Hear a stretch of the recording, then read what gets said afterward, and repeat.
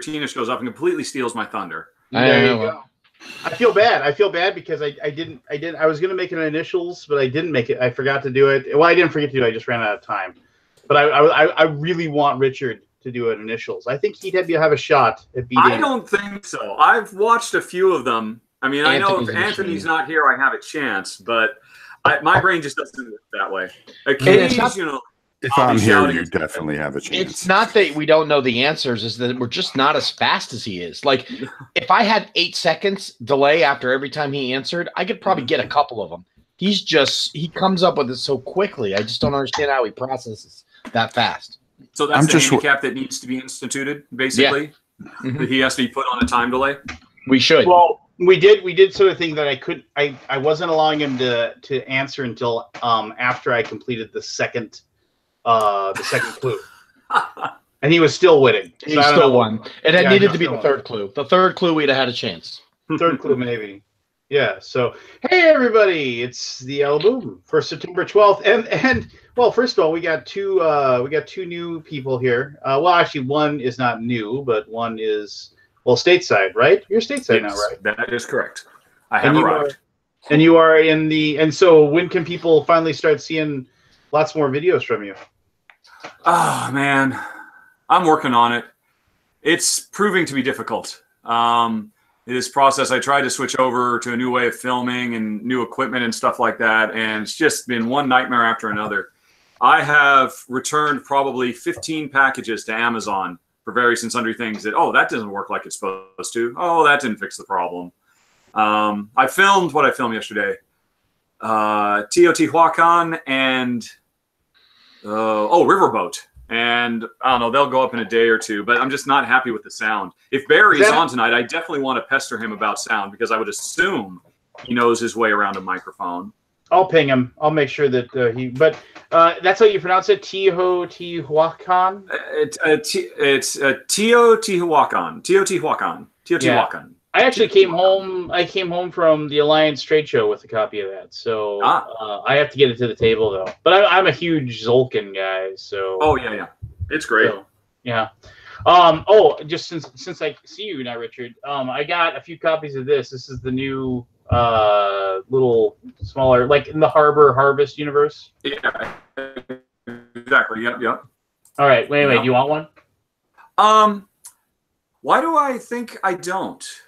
I don't know. I'm looking right now. I mean, I liked the other two. And then you'll like this one. It's not a 3-player minimum, is it? Let me check here. Do you not work there? Don't 5. You know? No, I Isn't it your job? 2 to 5. 2 to 5. Boy, he just picked up like he never left and just fired it out there. Yeah. So here we go. And his new island. Oh, okay. Yeah. It's Philip DuBarry, and he rules. So, but yes, he does. As new islands appear out of the mist, send your voyagers in search of wealth and adventure in Embark. You will load various boats heading to the new uninhabited islands in order to explore, colonize, and mine the riches. Here's what I wrote in my 2018 Games of Interest Geek list, which is where I hope make Lance note of any game I'm interested in. Get me to take this game. It looks awful. I wrote it. It's a colonizing game from Philip DuBarry and TMG. That's a very cool development combo, so I'm stoked. But I'm a bit worried about the warriors displacing characters of other players thing. Will it work? Tell. Am I going to be put off by the, you thought you were going to do that? No, I'm going to send my workers and kick you out. I kind of got that vibe. Was that wrong? Is that a part of the game? Not as much as you'd think. Okay. Yeah, that was the only thing that gave me pause. Is it's just kind of mentioned in passing in the description that players can, I guess, interfere or interrupt each other. I'm not quite sure. There's nothing wrong with interaction, with interference. It's just an added stumbling block to whatever to decipher along the way to victory. Hey everybody, that's Tina the board gamer. Hey everyone, this is Tina, just a random person off the streets. Yes. Excited to be here. She's Rob Warren's camera person, right, Rob? Camera person, designer, game player. I keep Rob saying. She does everything. So what does that mean? You're a camera person? I mean, Rob, I have to admit, I'm not really into miniatures and whatnot, so I haven't really watched your show very much. I've seen it a few times on when you were doing Board Game Breakfast, I think, or was it Sam's show? But anyway, I don't remember you doing any kind of fancy camera work. Yeah. If you do see anything, that was me. No, I'm just kidding. Okay. All the good camera work was her. Okay. No, but actually, I do a lot more than miniatures. We play games and everything like that. Okay. And blah blah blah. But actually, to be honest with you, we watched you do Foe Hunters. Do you remember that game? Yes. When it came out, we absolutely butchered it for you. So thank you. We both stream live together and try to play games over Google while she's in Chicago. And oh my God, I think we killed that game. I don't think anybody will ever play that game again after watching our live stream of it. What did you do? You just muddled your way through, or? Yeah, we just muddled our way through, and it was like 2.5 hours. And oh my gosh! It was too long. It was too long. Oh no. Yeah. Actually, isn't the designer of that is an Alaboom semi-regular, isn't he? Is he? Larry Lemke. Oh, Larry. Yeah, Larry. Yes. Yeah, so I better duck and try to miss the gunshot. But yeah. No, Larry's a good guy. That actually be a battle of the Titans because you're both big, burly, bulky guys, actually. Yeah, Larry's always got that weird striped shirt on. He's a big. I've seen him. He's big into the virtual currency, like and like data mining and stuff like that. He Bitcoin.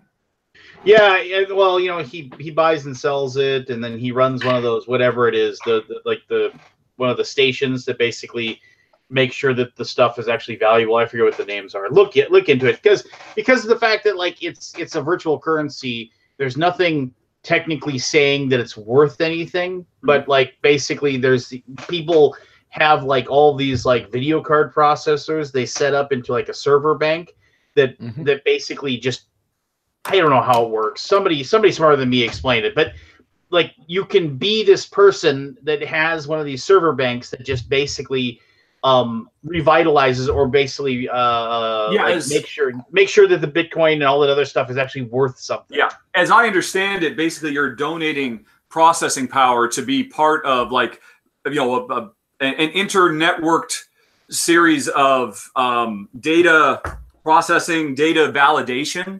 That Bitcoin security is based on the fact that it's distributed all amongst all these computers all around the world, and if you devote some of your computer power to maintaining the overall integrity of the Bitcoin platform and system, you can scrape a little something for yourself. And I guess there are early billionaires and millionaires who have set up server farms in Siberia or whatnot to be the backbone of the Bitcoin empire. So I've totally forgotten Foe Hunter designer's name, but does he actually make some scratch off it? Larry Lemke. So I don't want to speak for Larry, but I do know that like there's a couple weird things. One, like certain video cards are like the perfect thing for this process. So like those video cards, which normally cost like $175, they skyrocketed in price. Oh wow! So you can't find. So they're like $1,000 or whatever. It's the NVIDIA brand of cards, the higher end ones like the 1070 and 1080 GTs. They were a $300 card when they came out. They dropped down to about $250, and now they cost about $1,100. So I actually have a GTX 1080 in one of these PCs that's down here. I should probably sell that. But no. So he has. This is kind of cool. Larry's kind of a crazy guy. He's just he hasn't had a job in a long time, but he's always just figuring out ways to make money. Like one of his favorite things to do is it's school supply week. He showed me, he and his girlfriend went to every Walmart within like a 150-mile radius, and they bought all of the glue sticks because these packages of glue sticks were like $1 or 75 cents or something like that. And so then he drove them all to his Amazon shipping center, and he put them up on his own Amazon account, selling them through Prime, selling them for like $8.50. Each of these glue sticks, and then it cost him something like just under $6 for Amazon to package it up and ship it for him. Mm-hmm. So he was making like $1.50 off each one, but he literally bought like 10,000 bucks worth of it and doubled his money. And I was like, and I said, who pays $8 for 2 glue sticks? And he said, rich people that don't want to go to Walmart. Yeah, and who need who want their stuff in 2 days, and they're like, fine, we need glue sticks, fine, I'll buy it. There, we got 2 glue sticks coming. They'll be here Wednesday. So Larry has basically become a character in a Euro board game. Pick up and deliver, worker placement. Yeah, he's got it all covered. Conversion. Yeah. When it gets cold, he where he lives, he goes and he takes his server bank and he brings it down and just puts it on his kitchen table and uses the ambient heat to help heat his house. That's his Bitcoin farm, right? Yeah, it's his Bitcoin farm. And yeah, it's like basically you scrape like little tiny minute decimals of Bitcoin and all these other virtual currencies, and like they just sit there and run, and like and he eventually he turns them into cash. He said he told himself that if he wasn't a millionaire by the time he was 35, he was going to kill himself. How old is he now? I think he's like 26, 27. And I was like, stop making board games because you're not going to become a millionaire making board games. Well, not if he keeps having Rob demo the game, apparently. No. Exactly. The game killer himself. Hey, what's up, guys? It's Rob. Here we go. Here we go. All right. So, yeah, I mean, I was the only thing I really wanted to talk about today was I was at the Alliance trade show, and I was hoping Forrest would be here because Forrest, it was in Fort Wayne, Indiana, and Forrest came and hang out with me. And Pete, you were there, so I guess you can talk about it. That's the first time I've ever been to a trade show like as just like the sole representative of TMG. I thought it was cool. I mean, it's such a weird thing compared to a convention because obviously it's just you just sitting there and retailers are coming up to you and saying, "Oh, hey, these games. I like this game and I like that game, and tell me about this game. Why should I put it on my shelf?" So you just kind of give them the like little money pitch on it and try to get them excited about stuff. I mean, it's weird because it's Alliance, so obviously they have a little scratch behind it. So there was no tepid lemonade here. It was like open bar and giant deluxe brunches and lunches that you just went to and ate. And nobody like said or did anything, and it was weird. I mean, it was kind of like this must be what like working in real corporate America must be like, going to all these things. When my dad was in the state legislature in North Dakota, he used to say if he got hungry, there was always some place he could go and get a free meal as long as he listened to somebody talk his ear off about farming subsidies or something, and he would just go to that location and get some cocktail weenies or something for dinner. But so I guess maybe it's something like that. Yeah, I don't know. So it was cool. It was the weird thing for me was like after all was said and done, and then like all of a sudden like the remaining retailers like in the last like few hours like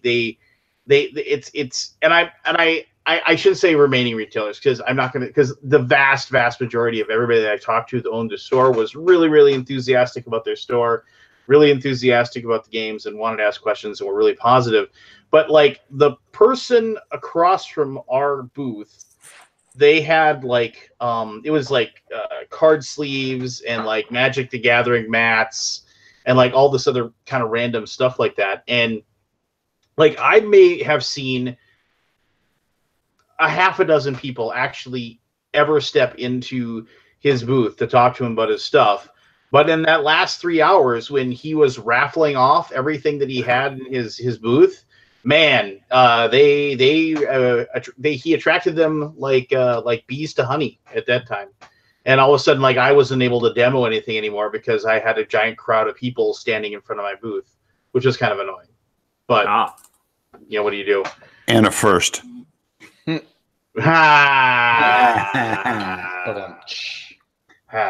no, I don't know. Folks. You had like the big you had all your Seabound stuff, and you had like a nice cushy upfront one. So what was it like for you? Well, it's pretty much like all the other trade shows. I mean, we usually Simon usually sponsors at a high level, so we're generally running an event on the first day of the show. We only have 3 distribution shows because we're only partnered with 3 of these. So we only do 3 of these in the US, 1 of these trade shows in Canada. So we go kind of big for the ones we do because we only have to do 4 of them a year plus Gamma. So we usually run an event on the first day, which is nice. And then we sponsor the lunch, so we have to talk during that. And other than that, our booth is pretty busy, but most of the talks are with retailers are more about retail pledge fulfillment and upcoming product releases and stuff like that. So it's less about the demos for us because most of the products that we are showing off are stuff that, was at that show in particular was stuff that was already out with the exception of Gizmos because that one just released like a couple weeks before the show. So still people hadn't played that yet if they weren't at Gen Con. But for the most part, most of our stuff is about organized play and about upcoming releases for our miniatures lines and stuff like that. So a little different, less about demo and more just about product line availability and organized play participation. So little different than probably where you had people that haven't played maybe some of the games that you've released recently that wanted more demos. For us, it was more just about what's coming up next and what retail pledges are available. But it's like that at all the shows. I mean, this you'll find if you do more of these, they pretty much all run the same. Wine and dine on the first day, have a big lunch, brunch, meet and greet, do a few panels, and then it's just demos and booth talk. Yeah, I mean, it was a fun thing to do. It was like a new experience, if you will. A lot less stressful than Gen Con, isn't it? Oh my gosh! Now you know why I like the job in sales. I do 5 of these shows a year, and I only do 1 consumer show, Gen Con now. So my show schedule is much less stressful than when I was doing Origins and PAX and Dice Tower and BGG and all those other consumer shows where you've got hours and hours upon prep. These shows, you literally don't start preparing to them until like a week before the show. So and look at the free lunch they ate. That's forced nachos. Oh, the forced nachos, like giant that was plate 1 of 2. That's like plate number 3 for. No, he said he went through 2 of them. Did you see the picture that I posted of the dinner we had though? The meat coma. Now that was something. Oh yeah, that giant pot of whatever. Let me see if I can find that picture. I don't know if I posted it on Facebook or not. It was pretty epic though. It was pretty good. Was there tepid lemonade though? No, there was an open bar. You could have pretty much have whatever you wanted. Yeah, really? Liquor. Yeah. Oh yeah. Yeah. Yeah. Definitely. Demo nights got a little tougher to explain games in the last couple hours to some of the retailers. I'll tell you that. So. They're having a good time. So there it is, right there. That was dinner Saturday night, and it was grand. And we barely finished it. And there was 4 of us, and we weren't small eaters. No, it was a good 10 pounds of barbecue. Is that the hard 7? No, it was called Smoky Bones, and it was their big pit meal, which is it's like a little bit smorgasbord of everything. Plus, someone decided to get a side of like onion rings and stuff too. It was way too much. Glenn did. It was Glenn. Glenn Drover. No, what was it that? I also got to play Holding On. I got to play through the first scenario of Holding On with Michael Fox and Rory and Forrest, and that was fun. I mean, that was I don't want to give away anything as far as like what you learned as far as the story and stuff like that goes. From what you saw, is there a way that I can actually film a run through of it, or will it all be spoiler centric? Is there any kind of non-spoiler way you can demo that game? No. Absolutely. You could. You just wouldn't be able. You'd have to be kind of vague and mysterious as far as reading, because so there are the vague memories that are he's kind of like, the idea is that he's kind of coming in and out of consciousness, and he's not all there. And then there's things you can do to make him you interact with him, you give him palliative care, and you get him to kind of focus, and then there's a mechanism that allows you to then get the real memory, have him come back to him, and he tells you distinctly about it. So I mean, you wouldn't want to do that, but I think the vague stuff, I think you could reveal that, because those, I mean, they're gonna see those vague memories. Yeah. Like anytime they open up the game, it's so as long as you kind of just is a random assortment collection of them that just get thrown at you. Yeah. So I mean, as long as you like just didn't like give like the crisp recollection stuff, I think you could do it pretty easily. Well, I remember when I did a video for Detective City of Angels, which had a ton of story stuff. I literally just made up a story, and I said, "Okay, here's what the card says. I'm not going to tell you what the card says. I'm just going to make up something else." And I just did my own film noir murder mystery thing. So I could do something like that too, I suppose. Yeah, you could. Yeah. Do they not have like a con type of scenario? Because they were demo scenario specifically. They do. Yeah. They give it to us for Gen Con. So maybe you can do it takes like 1 to 2 hours to finish it. They should have sent me that. I know. Yeah. Should message them. I'm sure you didn't have it ready. When did you get? Yeah, you probably had the game way early. I know. I just got it a few days ago. Oh. Because of my whole international move thing, I was having people not send me anything. Welcome to America, by the way. Hi, welcome. Welcome back to America. Welcome back to America. Are you loving it? Welcome back. So I do love 24-hour day grocery stores. That's nice. I'll say this, you can return anything, no questions asked on Amazon. That's nice. Free refills. Yeah. That's one thing when I'm traveling overseas is like there's no soda drink. There's no unlimited amounts of drinking. Yep. You pay every cent for every ounce or whatever. You just want to attach the spigot to your mouth and just. Well, we went to this place called Nando's. It's like, which I don't know if it's in America. It's like a chicken place, and they had a soda fountain. We were like, oh my god, the drink! Because in America we're drinking all the time and endless. So holding on, like this is, and I just want to say one thing. I'm not going to talk anything about it, and like the story of it and like the discovery of it, I really loved. The only thing, and admittedly, I only got to play the first scenario, so maybe things change, and it's definitely one of those things where, I'm gonna pick up a copy as soon as I'm able to, because I want to play out the entire storyline. I'm a little worried that like the mechanism of the process that you're going through, might get redundant as you're going through it, because Michael Fox, the designer, one of the designers, I should say, because it was him and Rory, I think, that made it. Yeah. He said that like you're not going to succeed all the time. It's super tough because basically you got to keep keep Billy alive long enough to get the story out of him. Mm-hmm. And so then if you each section is that, and like it came down to a card draw. It was either going to kill him or he'd live, and he lived. It was just like it was a lot of luck involved and a lot of little chaos, but we tried to make the best choices we possibly could. But I think because it's like you turn over a card, and this is not giving away any spoilers. You turn over a card, and it'll be like a bad card, it'll be a good card, it'll be somewhere in between. And so then you have the people that are playing are working, and so you put yourselves onto those cards. There'll be a certain number of spaces that have to be filled, basically.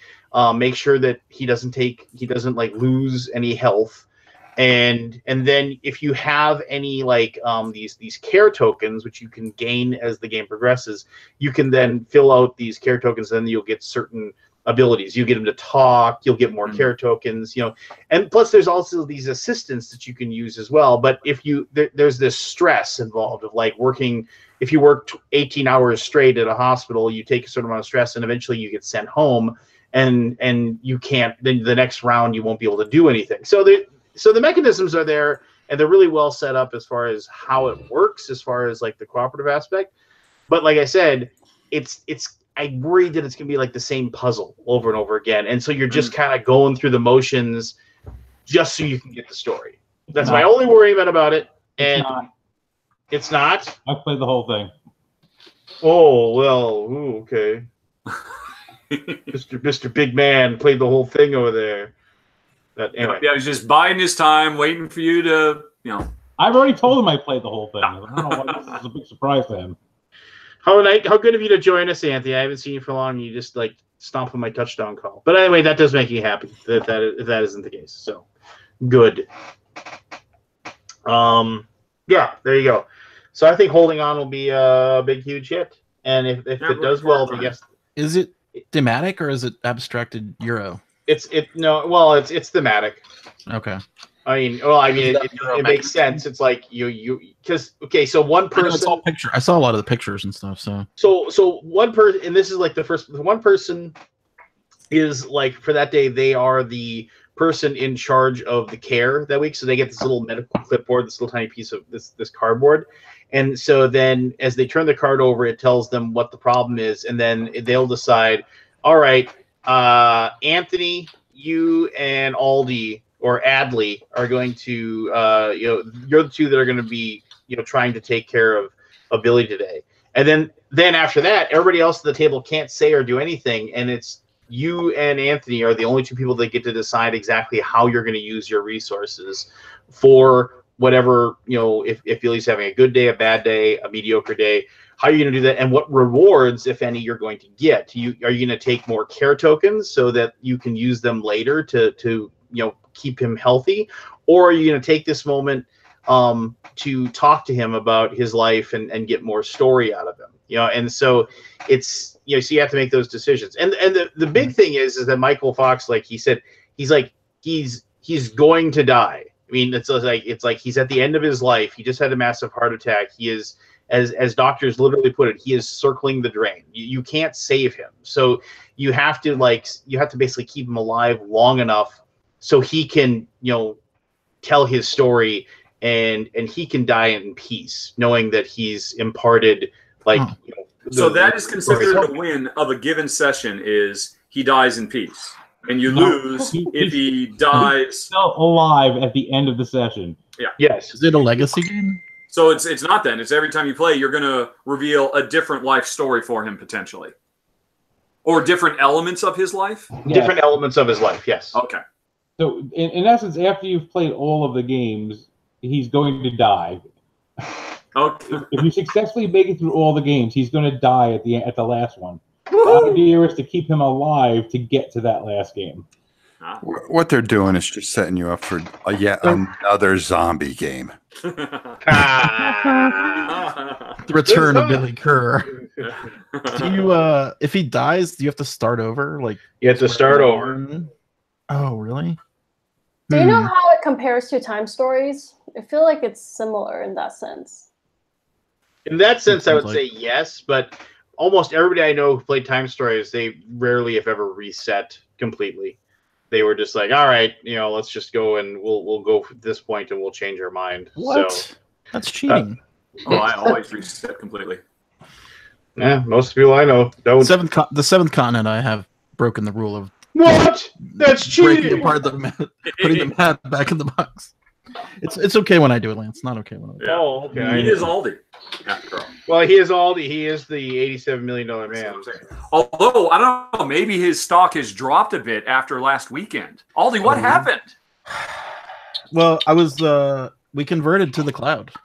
Like, we're on the cloud right now, which is fucking awesome. I can tell I'm like floating around right now. So, I can't even tell you guys how awesome it is for me. What does that mean? Does that just mean you're not responsible for, maintaining the hardware? Yeah, the hardware I used to have down, like in downtown Dallas in a building called Databank. Yeah. Which is where they put Lee Harvey Oswald when they captured him, and they put him in the the vault. Okay. There's this giant vault. It used to be the Federal Reserve building. It's so cool. Anyway, I'm sidetracked myself. Your server was to walk into it. You had to walk through that door. Lee Harvey Oswald was stored in the vault while the FBI had gotten him. So the FBI agents work in the Federal Reserve, protecting the gold back then. There was like real gold in the building. So there's this huge history of this building, which is awesome. And we got to know one of the security guards really well, and he took us down like 3 stories underground to where the shooting ranges were for the FBI.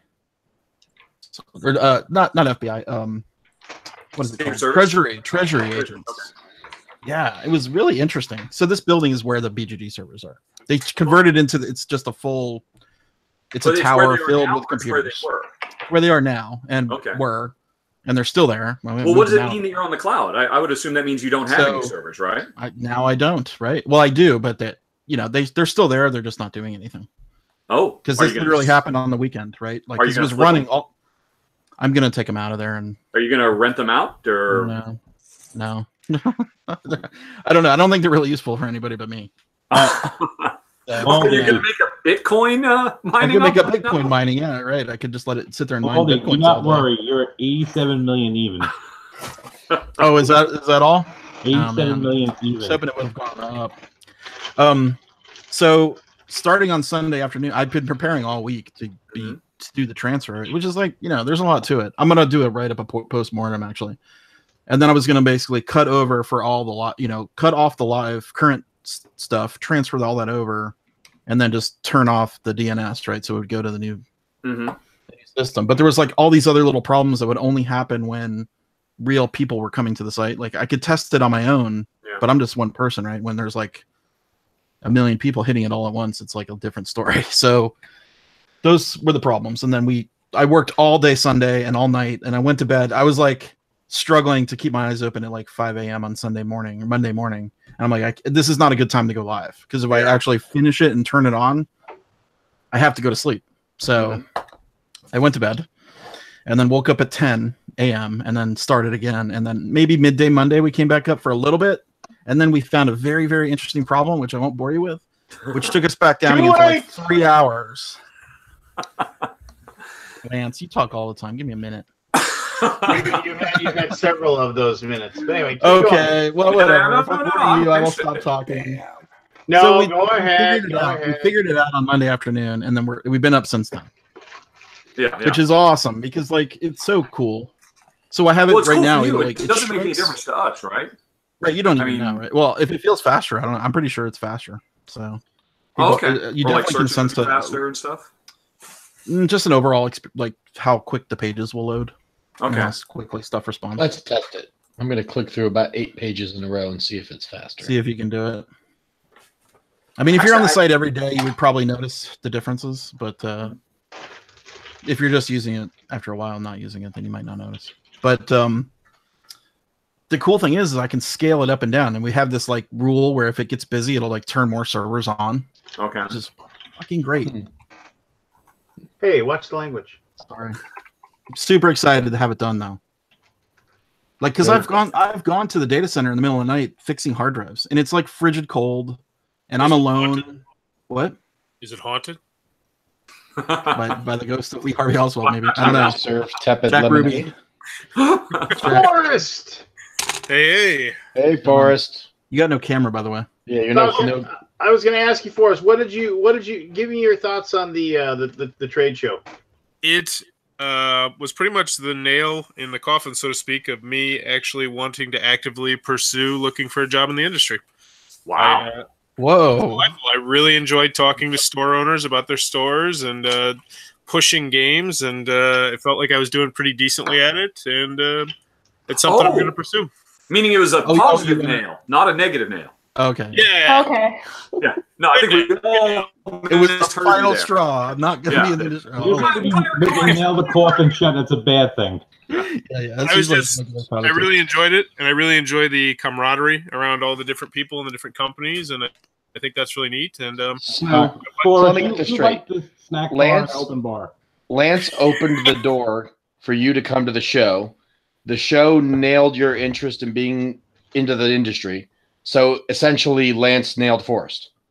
Yeah. Well, I mean, we didn't talk about Friday night, but I mean, they split the nachos. That's what Nachos, lemonade. Nachos, lemonade, and no. I'll say this. I'll say this about Forrest. He definitely did take like his energy and his games to be all like, wackadoo and excited. He definitely did that when he was like demoing games for the people that wanted to come over and check stuff out. And I mean, I told Daniel, I said, I don't know. Kind of stuff. What was he doing? Air punches and things of that nature. Yeah, he was just kind of like, it was just the way he presented. He was getting them excited about the games, and he took his shirt off. No, he didn't do that. But no, he did a fantastic job. I told Daniel that, not for nothing, if we ever needed somebody to demo, we should drag, and if he actually wanted to do it, we should drag him out to wherever we are and make him demo in our booth for us, because he is Yeah. There's a Really place good. here in Dallas hiring called Goliath. You know Goliath? I do know Goliath. Yeah. The ones that make like $1 billion Kickstarters every time. Or is that something different? Goliath. That's no, a monolith. No, that's No, it's here in Dallas. It's called Goliath. I think someone who's in Pearl Jam runs it. One of the guys at Pearl Jam. Yeah, the only thing is, as much as I would love to do it, I can't. Like, it would have to be a remote position just because my wife's job is. I mean, she's on a fast track right now. So that'd be the only catch. Remote positions aren't that uncommon, right? I mean, Lance is remote. Tiffany Ralph got a job; she's remote. Yeah, I'm gonna look for European companies, foreign companies. Yeah, I actually filled out a application, which I've only filled out 2 ever in board gaming. I did it yesterday. Oh, I was gonna say Pizza's hiring. I do love pizza. The hardest part about getting a job in the industry, especially coming from someone like you who's a reviewer who does a large variety of games, is probably focusing on just one company's line versus board games in general. That's going to be the hardest thing for you, used to being able to play, hundreds of different games a year, and then focusing your efforts on maybe 10 that are the main games from a single company. Like, I know when I first got in the industry and I was just used to playing all the games all the time, to having to learn and play the entire CMON line, it definitely takes a little bit getting used to. And that's the hardest part for a lot of people transitioning. You could normally skip over games you don't like or aren't for you. Yeah, and you can't. When you work for a company, you've got to play them all. Whether the ones you like, the ones you don't. But you're playing them, and you're playing them all year long, and you're not getting the availability to play a variety of games. You're playing whatever that company's launch titles are for the year. And I mean, luckily for me, this company launches 30 titles a year, so I get some variety. But smaller companies, that maybe only launch 8 or 9, you're playing those 8 or 9 games from January to December. So it's something to get used to for sure. Yeah, I figure I would definitely have to scale back the reviewing, because right now I'm posting 3 to 5 to 6 reviews a week. I'd probably go back down to just 1, and this would become more of like just something I do in the spare time. Yeah. I mean, if you're lucky to get a gig like Lance's, you can keep doing both, but you have to find the right company, because some companies won't let you do that. I'm like, if I'm living the dream, why am I so sad all the time? What are you sad of? This week's just been rough, just with like videos and TMG work and stuff. I am so beat right now. I've gotten an average of like 3.5 hours of sleep the last 3 days. So, that's it's been it just and like my wife went out with her friends this evening, and so I was tucking my son in, and I laid down next to him. I was like, oh, this feels nice. I was just like, I'm trying to read a book, and I'm just like, you can read for a couple of pages. Go ahead. Yeah, I've done that before.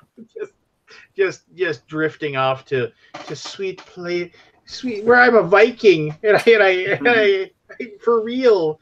But no. So, well, cool, man. I mean, like, if you, I'll keep my ear to the ground and see what I hear, man. I mean, and I'm not going to talk anything about. The nice thing is, from where you're from in Fort Wayne, obviously you said like, the cost of living is low there, and plus like wages are a little bit lower than other places in the world. So like, if you're able to, get a job, you might be in the same position where I was, where, matching or increasing my salary wasn't really that big of an issue. I mean, I know a lot of people a year. So yeah, I think that would definitely be doable. I know a lot of people who have said, "Oh yeah, I'd love to get a job in the industry," but they make so much money, and it's like, I can't do it. I can't take the pay cut, and so it's just like, oh well. For where we are, we don't make so much money, but in relative terms, we make so much money. Yes. Yeah, we're talking about like Ethiopia. Yeah, we're fucking millionaires. Yeah, jeez, what's everybody's potty mouth this evening? Everybody's just like, Scott started it. We're trying to get you deep. As my wife would say, are we going to go to the fucking mall later too? I mean, Aldi's going a little eclectic with the wine there. Yeah, I got the wine glass, broke it out. Look at that. It's a celebratory glass. My computer rests on my beer cabinet. I could, and my bottle opener's right over here. I could join in, I guess, if I wanted to. So hey, Rob. Well, hey Rob. Well, I got you on the phone. Oh Rob, man, dude, I swear.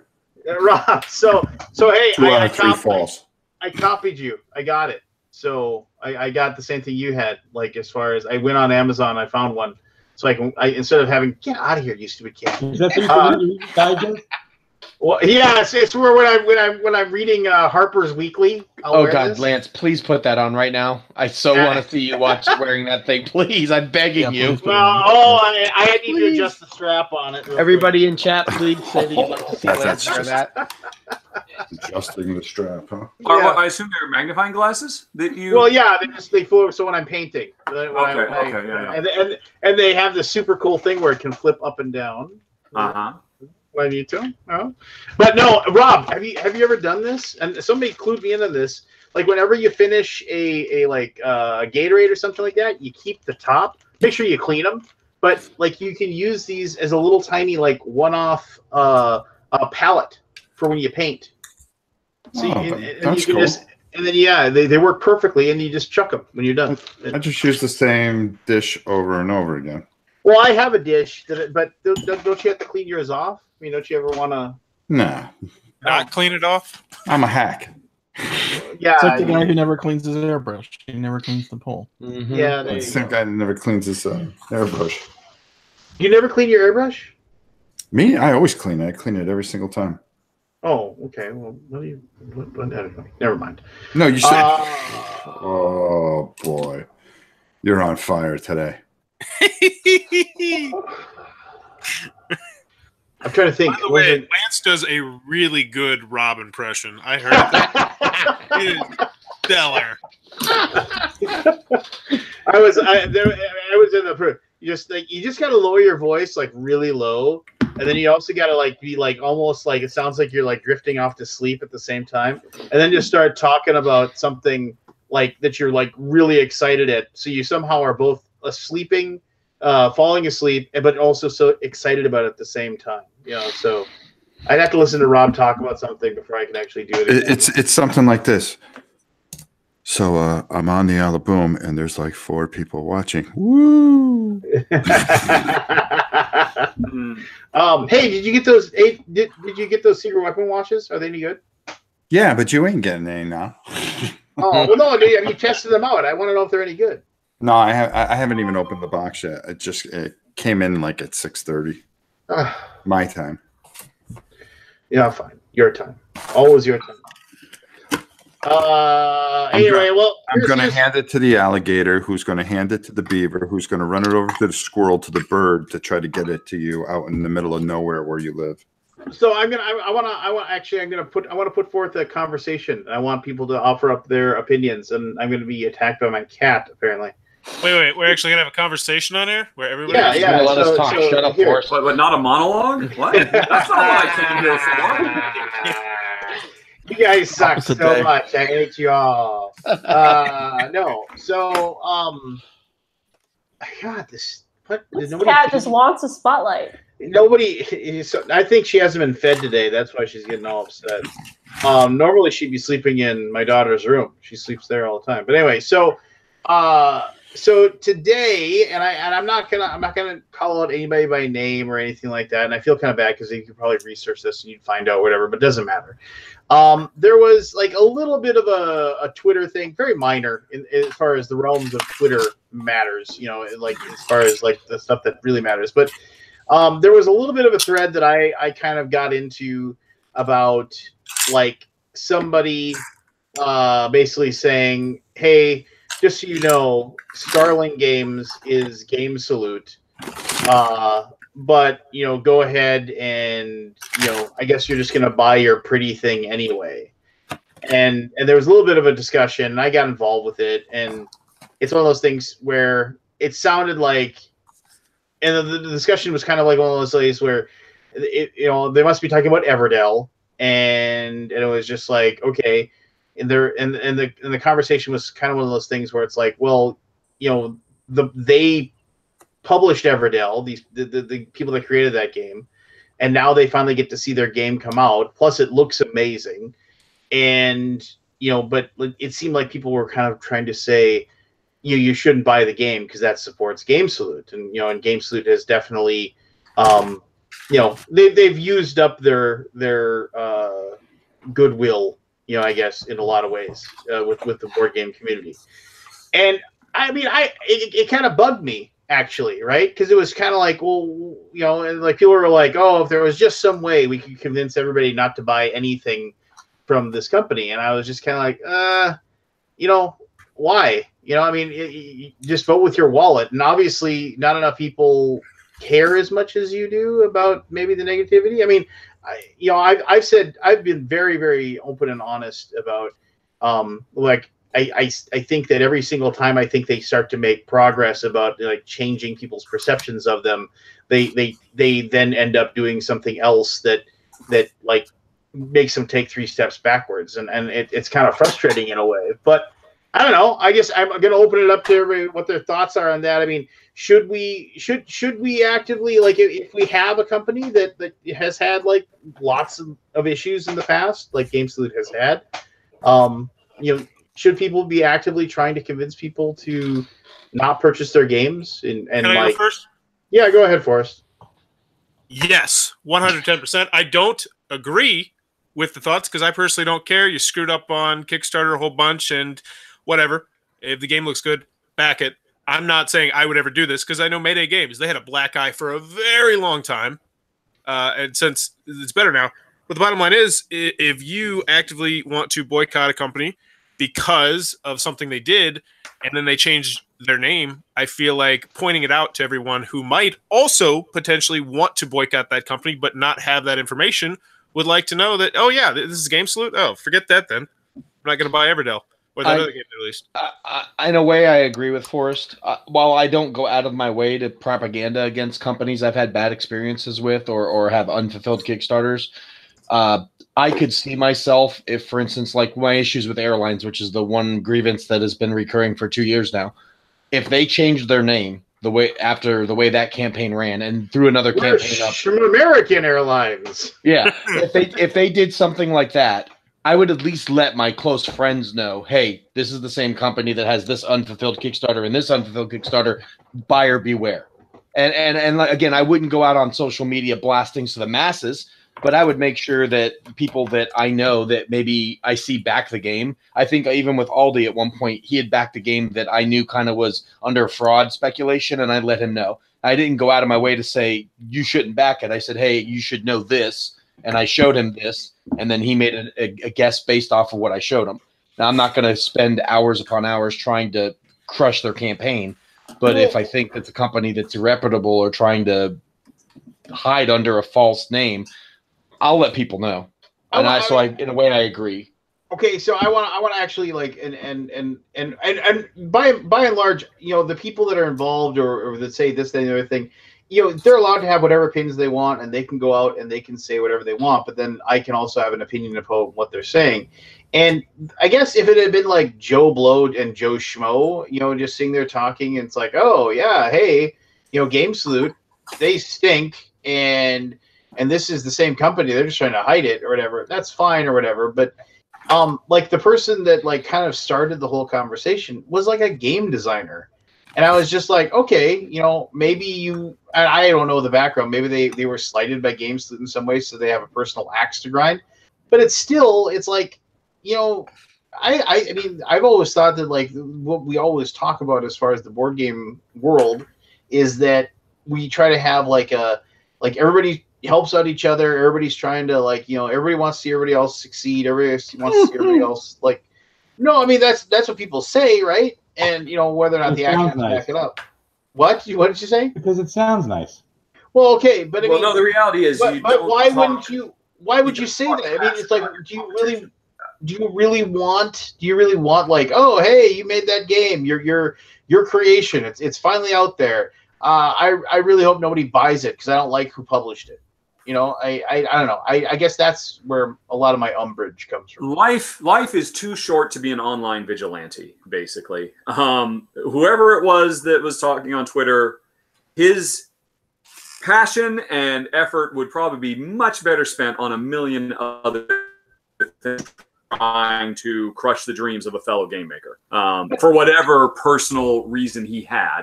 But it takes no effort to send a tweet. It takes like 2 minutes. You just fire and forget, and then you just you. So I mean, I don't know. It's a rabbit hole to talk about how easy social media is to make your point. But here's the thing.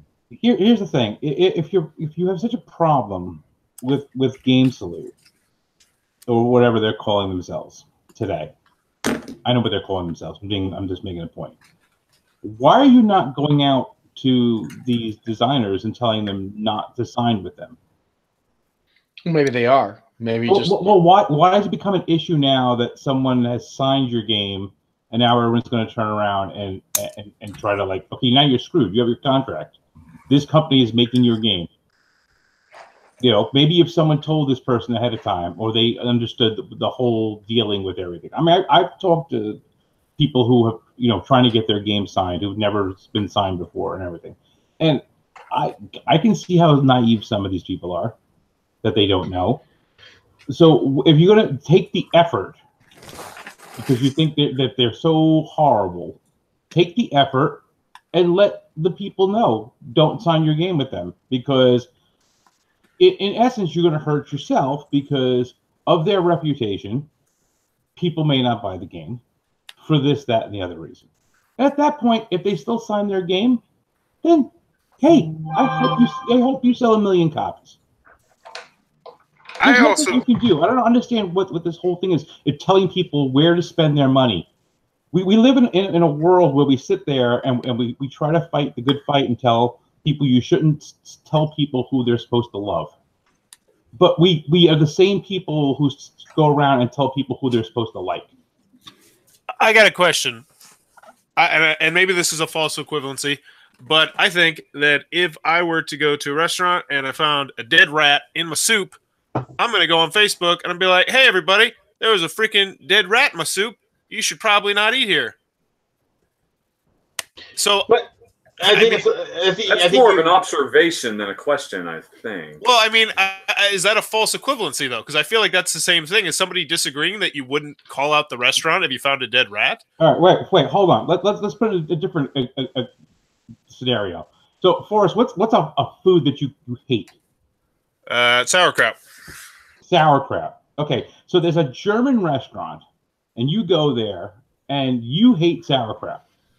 And the thing you order, everything on the menu comes with sauerkraut.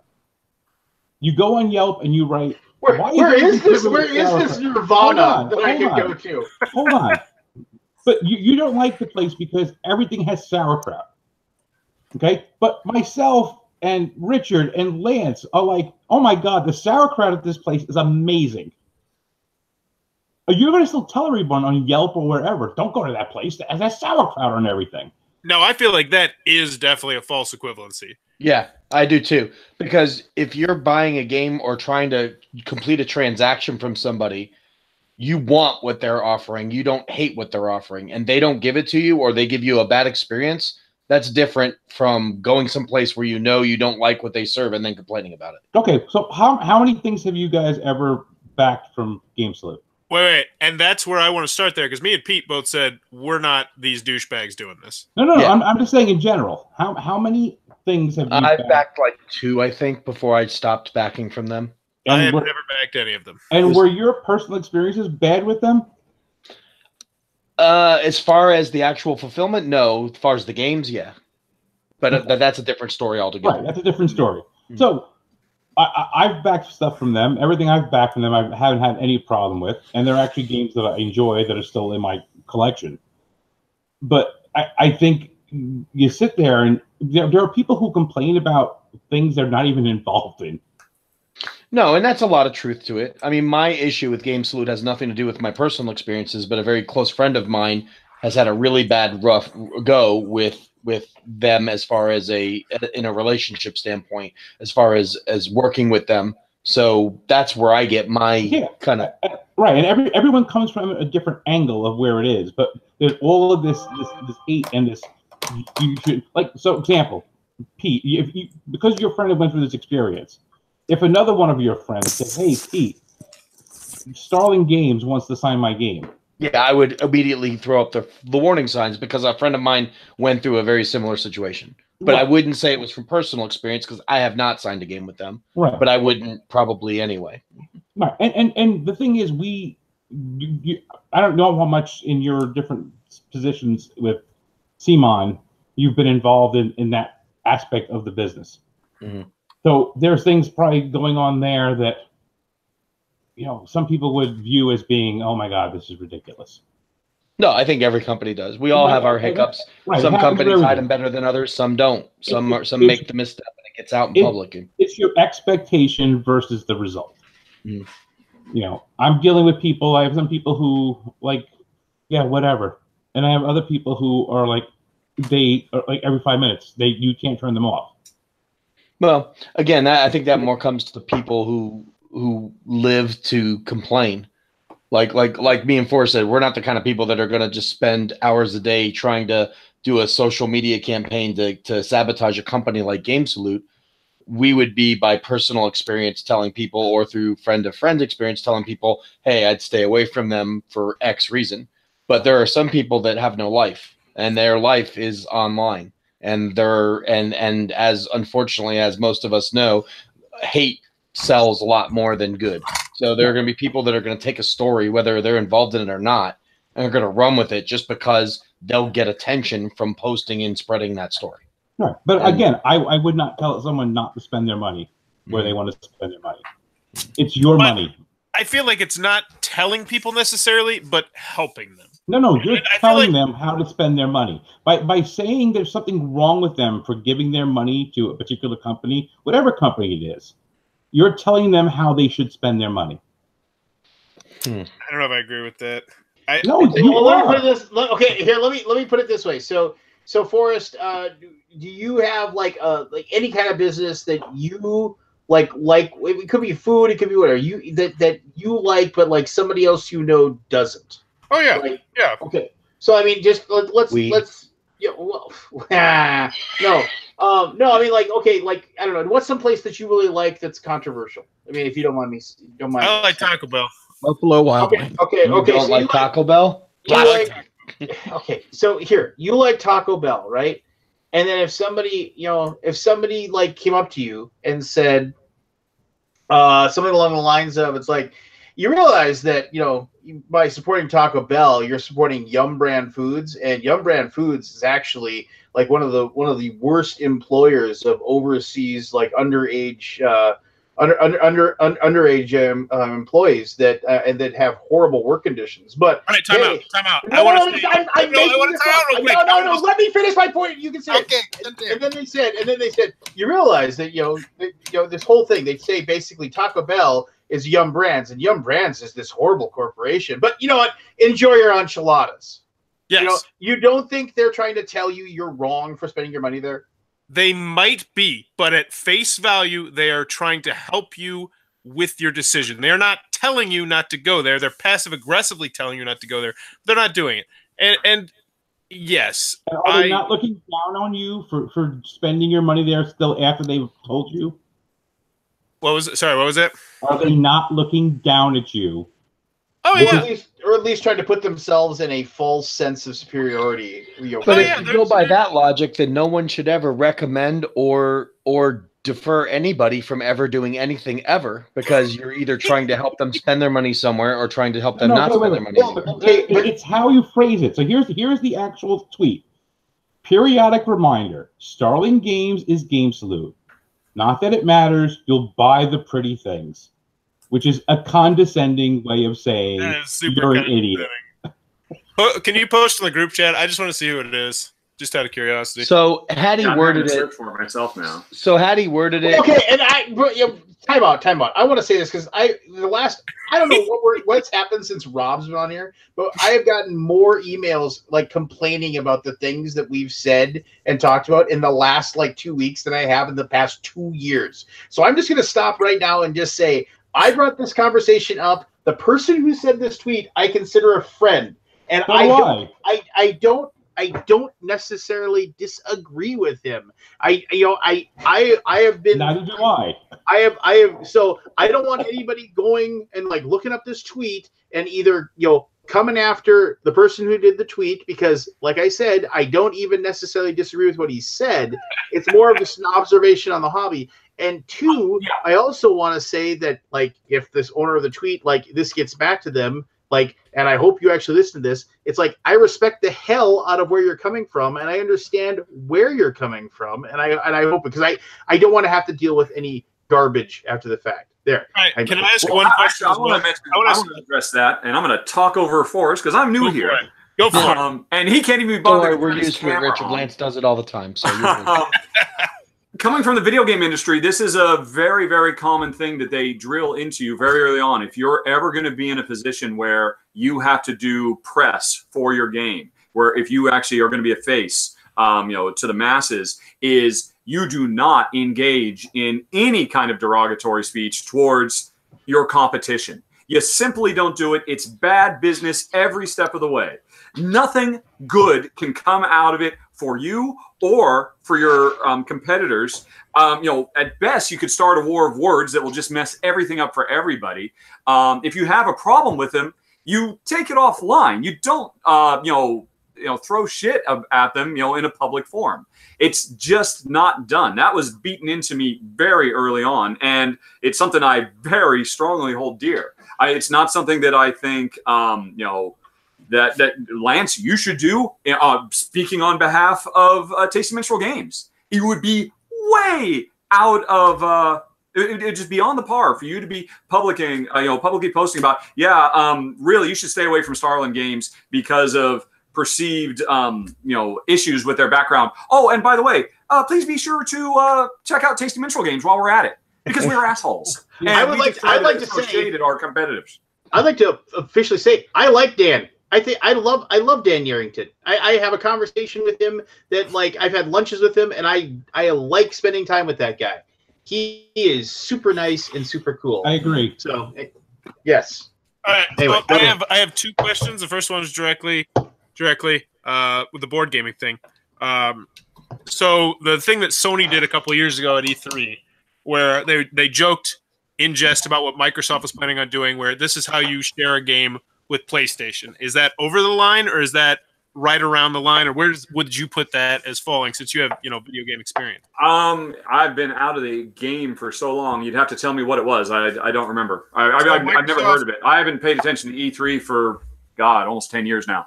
So the Xbox One, Microsoft is just getting slammed hardcore because they were going to make some weird system where you couldn't just manually give people your game. So when you bought a game, it was your game, and you had to jump through hoops to trade it or let somebody else play it. And Sony came out at their E3 conference and said, this is how you let your friend play your game with a Sony, and they just handed the game to the person. So it was a passive-aggressive slam on Xbox. Yeah, jab. Bad form, but they didn't mention bad form. I mean, it makes them a bad boy, and it makes them say, "Oh yeah, sick burn." But why start a war? But they've been doing not going to do anybody any good. They don't have to do that. They can take the freaking high road. But well, let's see. Sony has done this in the past. Does anyone remember those Crash Bandicoot advertisements? I'll go further back than that. Sure, yeah. Do you remember when Windows came out? Apple, you mean in like the 1300s when they started making Apple Windows? took out a full-page ad in the Times, and all it said was, "Been there, done that."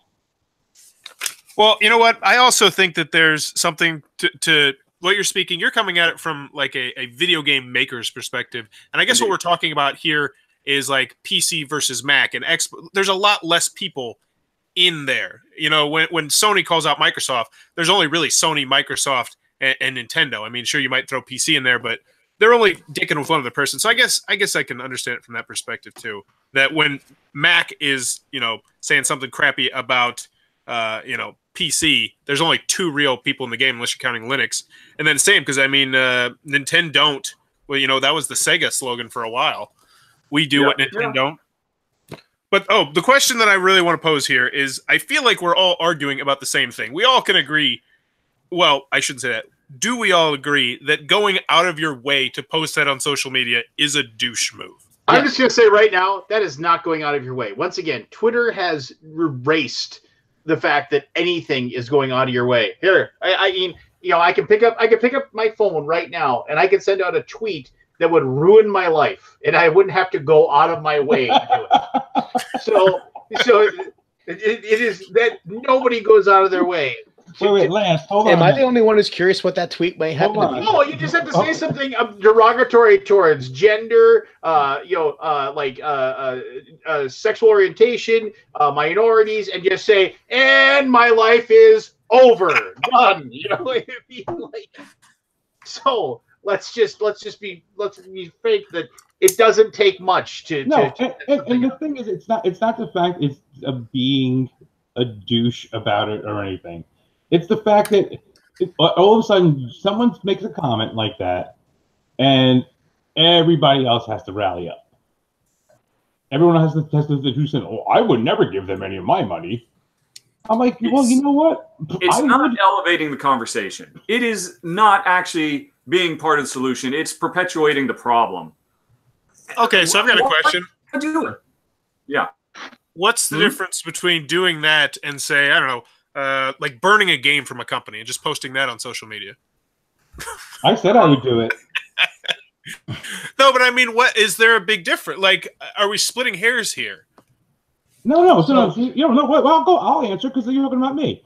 So I burned the game, and I even told everyone it has nothing to do with the company that made the game, whose name is on the box, and that's what I got a lot of flack for. Was the fact that Passport's name was on the box, and Passport was not responsible for what my problem was with that particular game, and I felt bad after for it. I should have covered up Passport's name on it. So then, do you also disagree with reviewers who say a game is garbage and you shouldn't buy it? Do they fall in the same line? Because the reviewers constantly say this game is horrible, don't waste your money. Is that the same thing? Is it the same thing? I mean, they're basically telling their fan base not to spend their money on this project because they didn't like it. Okay, so I'm where going do to you draw the line? I'm going to answer that, Pete, because a review is like if you're an online reviewer or everyone's or an online reviewer these days. Okay, fine, whatever. A review is something where if it's done like in a way that you're saying, okay, this is how the game is played, and I just didn't really like how I thought these mechanisms were kind of clunky. It didn't fit the theme. Ultimately, it just felt like I was doing the same thing over and over again, and I didn't really enjoy it. Now, a reviewer worth their salt is going to say something along the lines of, or at some point in the reviewing is going to say, it's like, hey, this game just wasn't for me, but it might be something you'd be interested in. Right, but that doesn't always happen. No, and we all have seen. I don't even do that most of the time. If you have a review, or I should also, there's an expectation from the audience as well that they can say that, oh, well, they didn't like it, but it looks like something I might be interested in. Maybe it's a theme. Maybe it's a like completely themeless abstract, which I'm never really going to enjoy. I mean, it could be the best abstract game of all time. I'm probably not going to like it. But so ultimately, the whole thing is that a review is a subjective opinion of somebody that says this game or this whatever. But we're not talking about a publisher. We're not talking about like this person who creates games. It doesn't matter if the games they make are fantastic. Look at Keyflower. GameSpoot brought Keyflower over and had it available. Keyflower is a fantastic Euro game. I love that game. I wouldn't Black have Orchestra, a problem. fantastic game. What? Black Orchestra. Black Orchestra, another fantastic game. Like one of the best co-ops I've ever played. It's in my top 5 as far as co-ops go. So what? Like, but because these games are really, really good, we're supposed to shit on them because of who published them. And the two things don't. There's a disconnect there. And you're punishing good work from good people because you just don't happen to like the person that footed the bill to put that stuff in a cardboard box for you. Here's the thing: there are enough people in this industry that we quote unquote like that if we found out something about them, does it mean we can't buy anything from that company ever again? No, and I don't think any of us are saying that, but it seems like you're saying they don't have the right to post their opinion of it.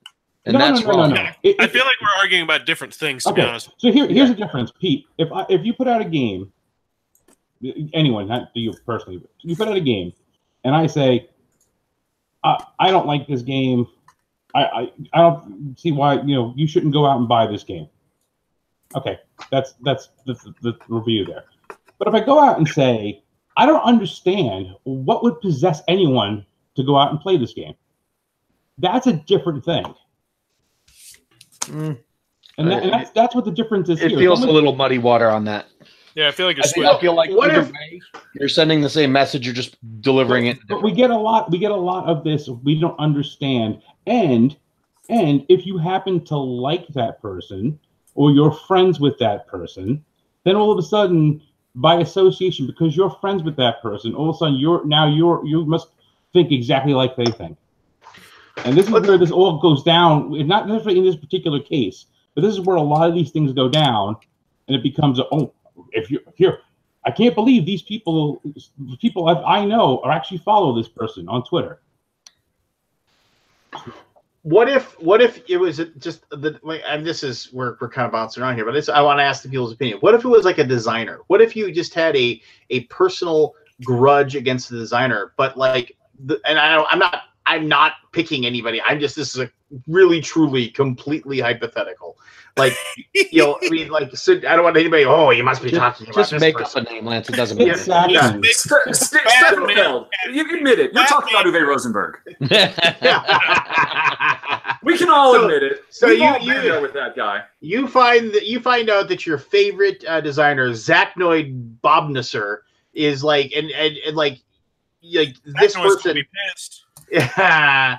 You find out this person is just a complete a-hole in like real life, but they make fantastic games.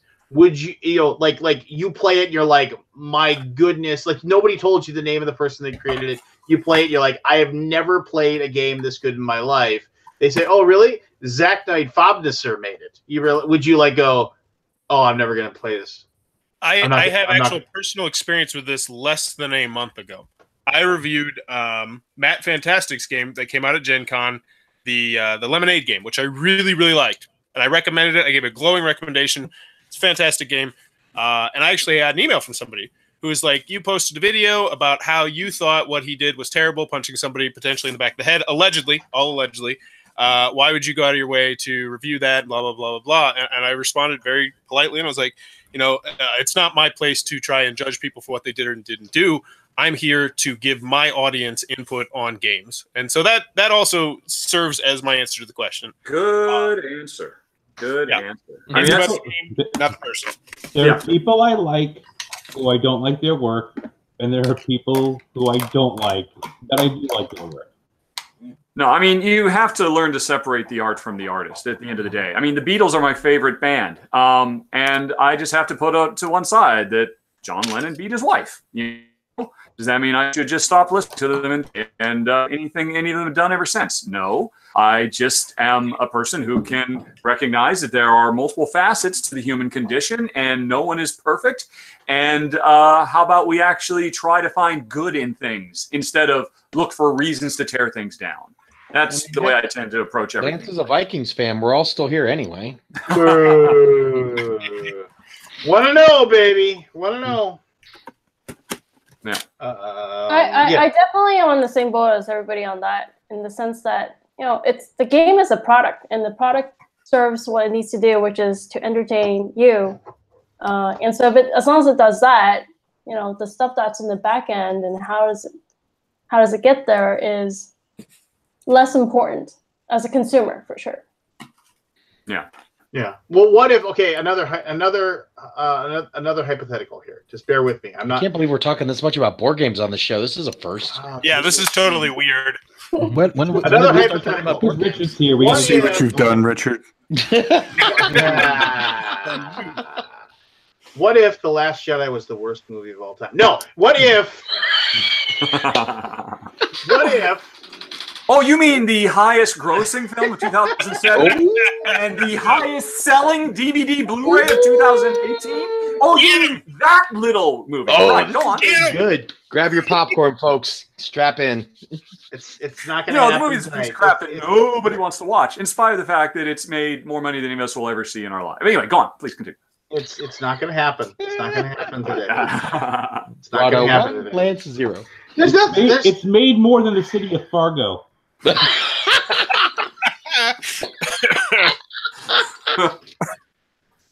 Carry on. I choose Last Jedi over Fargo. The city, not the movie. Anyway, no. Sorry, please continue. Yeah. No, it's okay. I'm done. No, you were the one who made it. You baited me, man. But yes, go back to the hypothetical about Zaphod Beeblebrox. Lance, Hey, did you hurt your feeling? What's up, guys? What's up? We're gonna be painting some Nurgle Army today. It's gonna be awesome. No, Bro, at least I can paint. Whoa. Wait a second. I love it. I was not looking at the screen, and I did not know. Wow. Yeah, he does a really good impression. No, okay. So here's my hypothetical. So what if you found out, let's say like you used a service that was like the best service for your favorite hobby ever, Like and you found and you found out the guy was a complete jerk. You know, I struggle with that every day. Where's this Clark Kent glasses wherever he goes? Well, I mean, don't be hypothetical. Ask if we should be using Uber. Well, I don't want to name names. I mean, Let's tepid just call- lemonade. Seriously, Let us name names, Lance. Let's say Ott Scalded. You're just muddying the waters, man. Nike. Let's just go Nike. Child labor, blah, blah, blah. Adley. Oh, sorry. Adelaide. Adelaide. Adele? Are you talking about Adele? It is always a tough moral dilemma when you really detest or have a hatred for something that does something good. It puts people in a point of, you know, do I support something because it's a good product, or do I protest against someone I don't ethically or morally believe in? And that will always happen. I mean, there are always going to be examples of which way you go, one way or the other. And I think it's just up to everyone to decide for their own. I mean, it's not right or wrong to tell anybody how they should or shouldn't feel. And if they want to blast it to the masses, then that's their decision to do so. You don't have to support it, and you don't have to follow in their footsteps. But ultimately, they're going to do it anyway. So you just have to kind of learn to take out the white noise and just do what you believe is right. I mean, well, and that's just it. It's like here's something that's very, very very minute. Like, hey, in the world of designer board games, here's this one company that was okay. So, you know, and who knows? But I mean, look at the shoes that you wore today. Who made those shoes? Look at the clothes you're wearing. Why are clothes so cheap? Well, you know, guess who's making them for like next to nothing. Are you calling this jersey cheap? Yeah, you know what I mean. You know what I mean. It's just like there are all these things that we just but the thing is that we just, it's like, oh well, we just go along with it because it's really, really difficult and more expensive to, like, you know, go and outsource those things. Look at the cars we drive. Look at you know, I mean, all the like the computer that I'm using right now. You know, I mean, you know, it's just we make what's what I'm looking for here. We excuse ourselves for using products and using services that are given to us by people that may not be the most awesome people or corporations in the world, but we say, well, that's life, and we get past it. But here we have a luxury item. We have board games, and there's like 1,000 board games that come out every year or whatever. So, you know, so I choose not to own Everdell, and I can, you know, like, and you can be happy about that. And if not supporting GameSloot in that situation because of the fact that you feel that they don't deserve to exist, and you know, then you know, great, because that'll. But I don't think you should disparage other people for saying Everdell looks really awesome. You know, Archmage is another game. That game's awesome. I don't know if you guys have played that, but I really enjoyed Archmage. You know, I feel like what you're doing when you do that in any context is just doing a disservice to yourself, and it makes you look like a jerk. And I know one thing that I do in For playing Archmage? No. When you go out of your way to try and detract from something, even if it is a good product. And the only time that I really can think about that I do it in my regular life is because I'm a hardcore Microsoft fanboy. And I intentionally, I talk about how much I hate PlayStation and whatnot. But in all honesty, the only thing I'm doing is not giving myself the pleasure of playing Spider-Man and VR and all that stuff.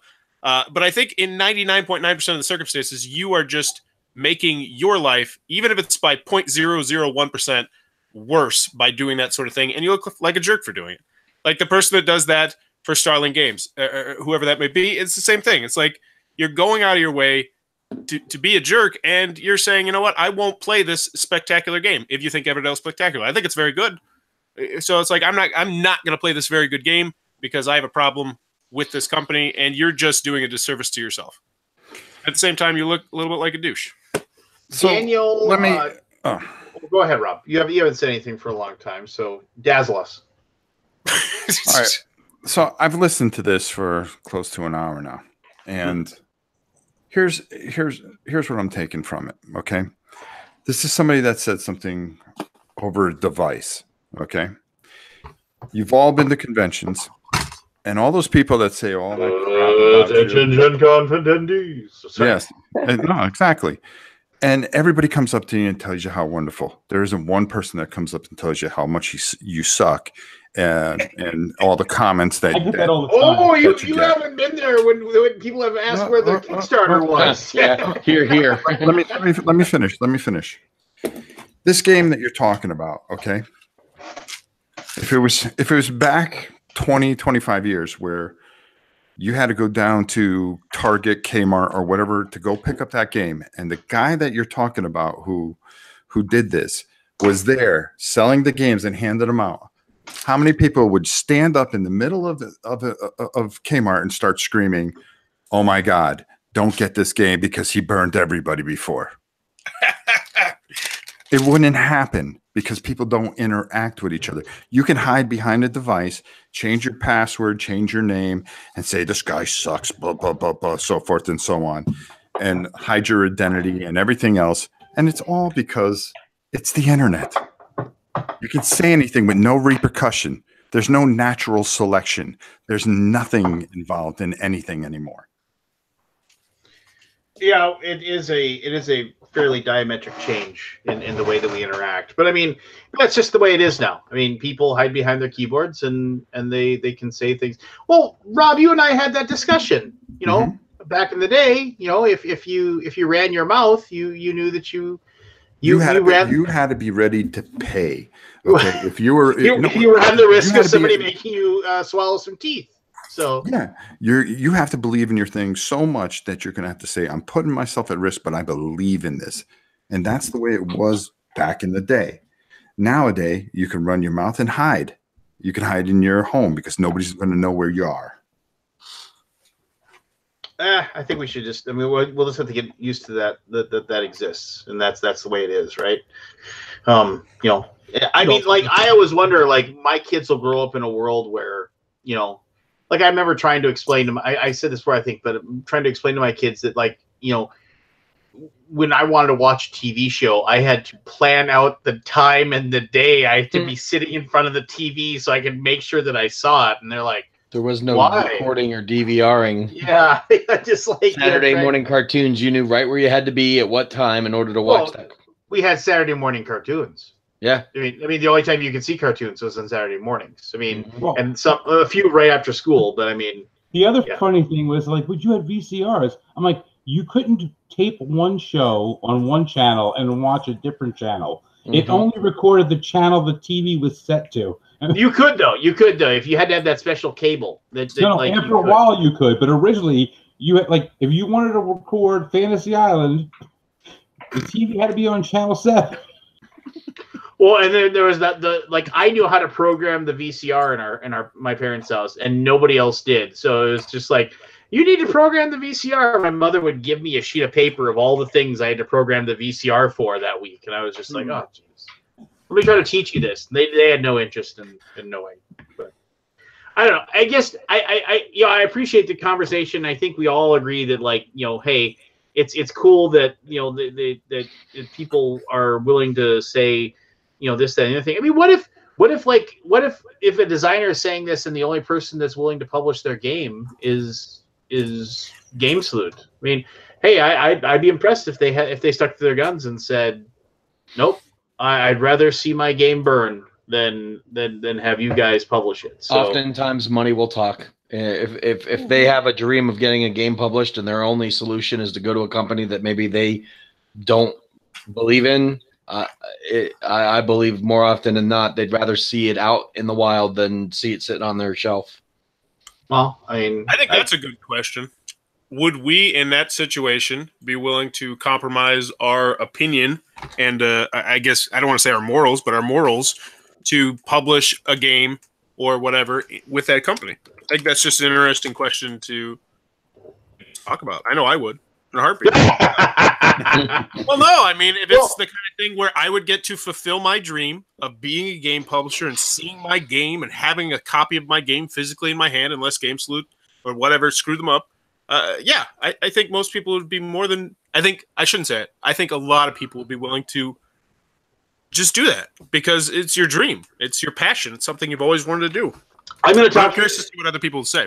This comment, this is going to be extremely vague because I don't want anybody able to know what I'm talking about. So I apologize because I don't want to mention any names because it was a conversation that I had in fairly good confidence.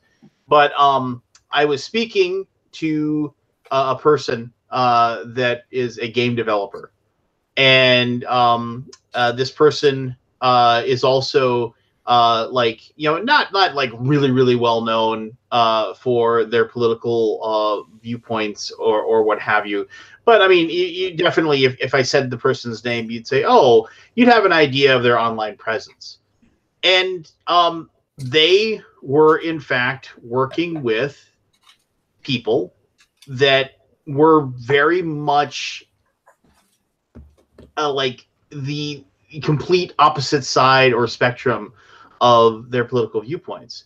And they were like, how do I, it's like, how do I, they actually asked me, it's like, what do I do? How do I like make this okay? And I'm like, what do people say if they do it? I was like, it's your job. I mean, it's like you accepted a contract to do it. I mean, you're taking this person's money to work with them. You're not like going to political rallies with them. I mean, it's just it was a very good conversation. I mean, it was just kind of like, and it also like opened my eyes because like for me, when I talk to a lot of these people that seem to have the same rhetoric that I see online and what they say, politically, and they seem very, very much like, oh, whatever. And to have somebody actually like open up and say, here I am, I have all these beliefs, but now, because I want to have a roof over my head and provide for my family, I hate the word sleeping with the enemy because it really isn't sleeping with the enemy. But, basically, like, they were concerned over the idea that what if their peers knew that they were doing that, and what would that reaction be? And I was just kind of like, yeah, money does talk. I mean, it's just kind of like, ultimately, it's like if you have the time and you have the ability to do it and you can make, and that's your job, then, I mean, I guess I admire in a certain way people that would say, no way, oh, my house, you can foreclose on my house, but I'm not taking your money. But I don't think you're really going to find many people that are like that.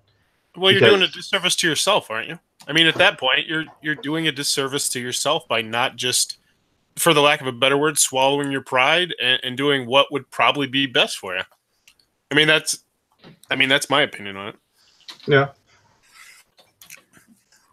Well, I mean, that's fair. So, I mean, if anybody else, I still eat Taco Bell. I know about all those terrible conditions and the terrible work conditions, and I suck it up, once or twice a week, and I get Taco Bell. Damn it! And that's why I admire you. It's your ability to eat that crap that we admire. I had Taco Bell yesterday. What'd you have? The Mexican pizza? I like their Mexican pizza. I had a cheese quesadilla and a Mexican pizza. Yeah, that's the number 9, I think, on ours. The only thing I don't like about Taco Bell, no Coke, no Dr. Pepper. Yeah. That's Communist by Russia, Pepsi. apparently. It's owned by Pepsi. Yeah, but there are tons of places in my town that like you walk in and you say Coke, Pepsi, okay? No, it's never been okay. Why ask that stupid question? Do you have Dr. Pepper? Yes, we do. So it's like because Dr. Pepper can kind of bounce back and forth because depending on where you are in the world, you'll either have Dr. Pepper with Pepsi because you have the actually better tasting Pib Extra with the Coca-Cola brand. Welcome back to America, Richard. Yes. Yeah. How's This your is more It's Alaboom true. talk. Let's talk about fast food. Lance, I have a question for you. Actually, I'm very, very, very seriously considering getting LASIK because I'm getting old, and I'm really. You did the double vision thing, right? The one eye is near, one eye is far. Yes, How sir. long ago have you done that? You did that like a year ago, right? So You must have adapted to it by now. How does it work? Do you regret it, or is it awesome? Does your brain just switch over to, oh look, I can read this book. Oh, I can read that sign far away. How does it work? I don't regret it in any way, shape, or form. I've pushed off getting like having because eventually because your eye as you get older, I'll have to just get my left one zapped to see far away, and then I can get that done. And then I'll have to wear readers for things that are close up, which whatever, that it'll just be my life, right? But I can push that off till I'm about 60 right now. Yeah, I got another 15 years of no glasses whatsoever. So it's like I said, it's like I can if I look over here, I can read little tiny fine print on games that are on the shelf that are over there, and then at the same time, if I look down on my phone, I can read it perfectly. So there's no conscious thought. You're not having to let me adjust let me favor my left eye instead of my right eye. It just happens. Your brain just does it for you. Wow. It is absolutely life changing. Do you wear contacts now, Richard, or what do you do? No. I just muddle through. I mean, I'm fine. It's I for something up close, I'll maybe wear reading glasses, and I'm noticing more and more if I'm standing at the end of the aisle in the grocery store, I can see the sign up close, but I can't make out the one that's on the other end of the aisle, telling me that it's peas or carrots or whatever. And it's like, that doesn't prevent me from living my life, but I used to be, I could read everything clearly, and I'd like to get back to that. A few weeks ago, when Scott mentioned he put some readers on, he said, "Oh my God, this is such a high resolution screen." I mean, I know that feeling. The first time I put on some glasses that one of my coworkers was using, I was like, "My God, the world's in HD. I've been looking at the world through SD this whole time. I had no idea." I still remember the day that when I got my glasses for the first time. I went to back in grade school. They would take you in and you get your eyes checked, and I was like in 3rd or 4th grade, and I had bad eyes, but they had gone bad slowly, so I didn't know. And so then I went in and I got my first glasses, and I remember looking and I was like, "Oh, trees have leaves. They aren't just like big giant green lumps or whatever." Yeah, so that was the cool thing. Actually, since you mentioned something 2 weeks ago, I have to say something. So, I recently got an email from the people at Certifiable Studios. So they said they had been watching the Alaboom. Now, I guess that's cool if they did. They said they did. Maybe somebody pointed them in the direction because we had talked about as far as when I was getting my game of who goes there. I made a comment. They actually reached out and they said that I was incorrect about something, and I wanted to actually say I was wrong. I made a comment about Certifiable Studios that I said I thought it was really lame that they had as a stretch goal the fact that they were giving John Campbell's original book, Who Goes There, which is what The Thing was based on to begin with. They were giving that to the backers, like an e-version of the book. And I said, that's a public domain book. It's like, oh, look, we're so awesome. We're giving you something you can get for free anyway. So it turns out I was wrong, even though I somewhere had downloaded the book. Maybe I went someplace and got it illegally, and I don't remember doing that.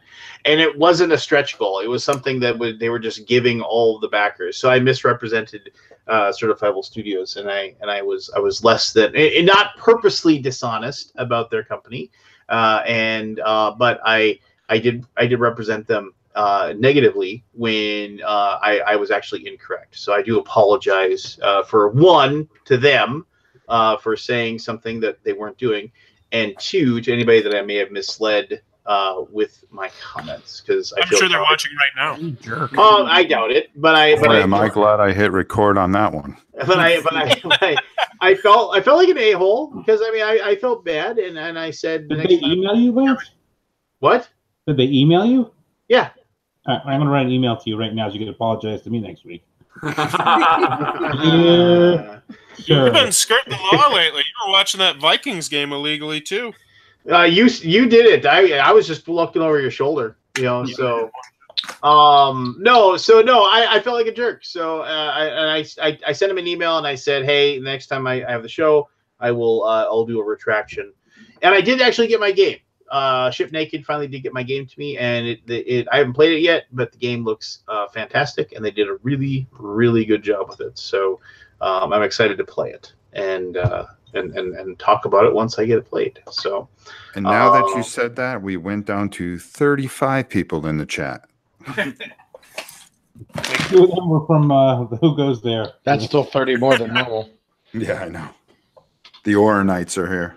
Kabuki Kid, I am not doing initials tonight, but I will do initials next week, especially if we're going to have all these people that are here. I actually had I had my initials picked out, and I was actually writing out the things. I come up with some good ones for the initials, and then like I said, I got super busy today, and I wasn't able to make. It is really tough to come up with 5 clues for each thing. It is like that's like a good hour to come up with 15, like 5 clues for 15 different items. That's a lot of time. So anyway, but next week we'll do initials. And I hope Richard shows up, because I think Richard will be able to defeat Anthony. I'm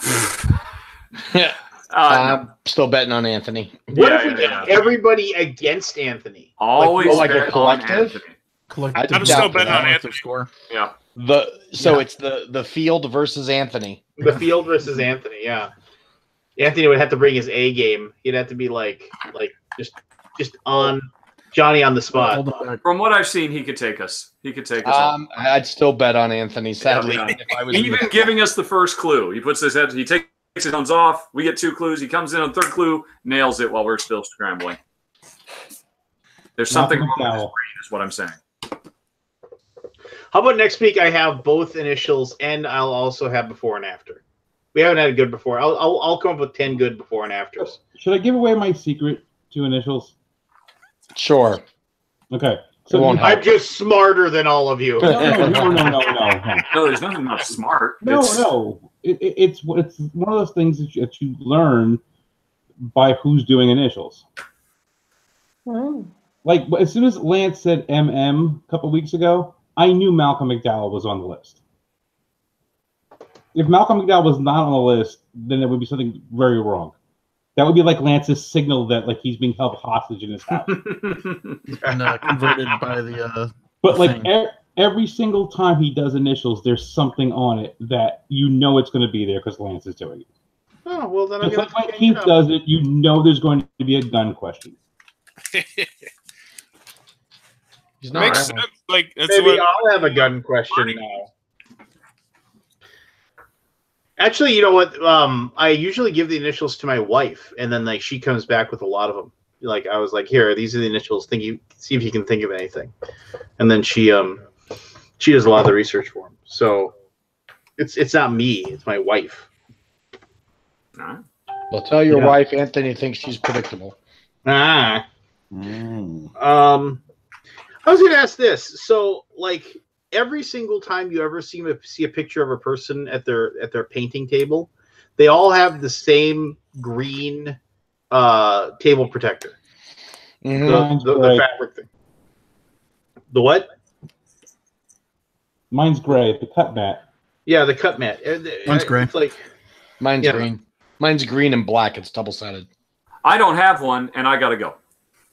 Oh, Yeah, well, aren't you on the West Coast? He's I gonna am, go watch The Last Jedi. I've got He just family thinks your here show now. When sucks, I was that's on all. before, it was at 3 or 4 in the morning, so I wasn't denying anybody here my presence. But yeah, I live with my mom now, and she'd like to spend some quality time with me this evening, so I will bid you all adieu.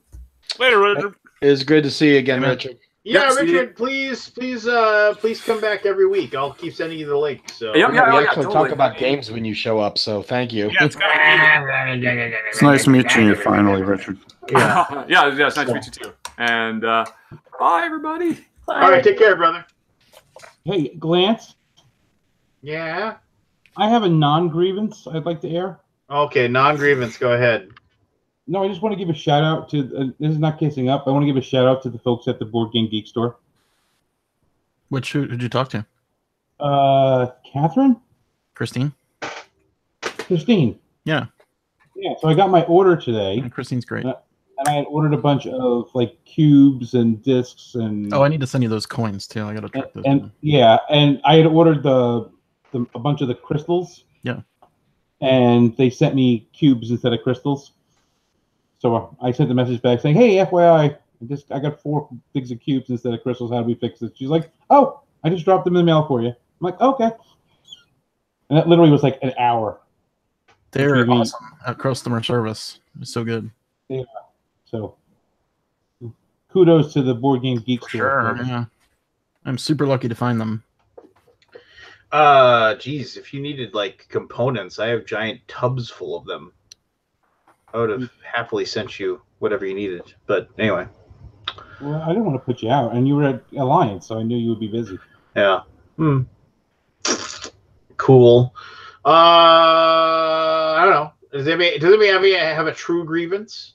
It feels weird having to grieve stuff now. Talk about twittering stuff. Well, no, I mean, it doesn't have to be something about like Twitter stuff. No, but I have an anti-grievance. Oh, jeez. Here we go. This love fest continues. Go ahead. Well, I got my copy of Western Legends in the mail this week, and I cracked it open and looked through it all, and I was just thoroughly impressed and happy with the way the game turned out. I was very excited, happy for Travis. And Colossal Games. They did a great job. The production quality is great. Game's great. Spent quite a bit of time going through all the parts, getting it ready for its first play. So shout out to Travis and Colossal. Excellent job.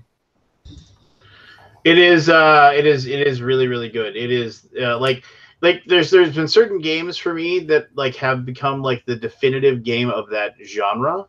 You know, like and with the asterisk of until a better game comes out of that genre. Like Merchants and Marauders for me is like the best pirate game. I mean, that guy tried to make Sid Meier's Pirates and came really, really close to He did, and I love Sid Meier's Pirates. Yeah, so I mean, so that's like the quintessential pirate game. Western Legends is like the quintessential Old West, game. It is. Yeah, there was another one. What was the older game that it's kind of similar to? There was the Mr. B Games one. And I can't think of it right now. Spurs, that's it. Yeah, I really thought that was my favorite Western game until this one, and I know a lot of people like Great Western Trail, but I don't consider that a Western game. As more of a it's a Euro game. It's a Euro game with Western theme. I love Western Legends. Like I think it is like the way Star Wars Rebellion is Star Wars in a box. This is Cowboys in a box. This is Westerns in a box for me. It's by far my favorite. And for a theme like Westerns that are kind of dying out in today's age, it's all about sci-fi and all this other stuff. I'm really happy to see a quality game like that in that theme come out. And I'm really stoked for it. So I can't wait to play it again this weekend. Yeah. You mentioned Star Wars. Did I mention The Last Jedi is horrible? Oh, nobody disagrees? I gotta go, guys. Okay, that's good. I gotta go. Talk to you later. Yep, see you all. See you, Adley. See you guys. Adelaide. Good talking. What did he say? Did he drop an F-bomb right before I think he did just before he left. He got you. Good for him. Good for him. makes you feel like a big man. Mm-hmm. No, what was I had something that really annoyed me today. Oh, so like today I went over to my son's my son forgot his lunch bag on the counter when we were getting ready to go. I took him to school and he's like, I don't have my lunch. And I was like, all right, don't worry about it. Like I wake him up, I get him to school, I go home, my daughter's gotten up, I get her to school. I said, I take your sister to school, because they go to 2 different schools, I'll drop off your lunch and they'll bring it to you. He's like, okay, fine. So I pull in, and like literally, like the only crosswalk that you can use to get in there, somebody has just like parked almost diagonally, blocking the entire way. Like you can't even get through the parking lot anymore because of the fact that the way they're parked, and the guy's just sitting in the car, just sitting there, and I'm like inching up, like getting closer, getting closer, getting closer, getting closer, getting closer. Literally, like a foot behind his car, he's still not moving. I said, like a full 5 minutes later, a woman walks out with her kid in tow, and walks out, and he gets in the car, and then they drive away. I'm like, he had like 7,000 parking spots he could have used, but no, he just decided he was just going to use the entire parking lot for 15 minutes because he was just super important and had to sit there. I should have just gone out and knocked on his window, but then he'd probably be reading about me in the paper or something. So, but yeah, you should honk him until he moves. Well, I just it's school. I didn't want to be honking a horn outside where they're trying to do school and stuff. Like a light one, Hey, buddy, move. Hey, buddy, like just tap the car with mine for a little bit. Just give him a little tap. Just get out of the car with a wooden baseball bat and go tap on the window. Is there a problem? Move along.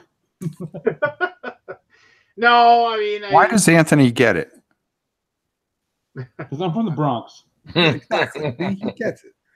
There was one time I was waiting for a parking spot in this busy grocery store parking lot, and I was the car came out. I was waiting for it, and some douchebag just came in and took my spot as soon as the car came out, and I honked for like a minute and a half until he got out.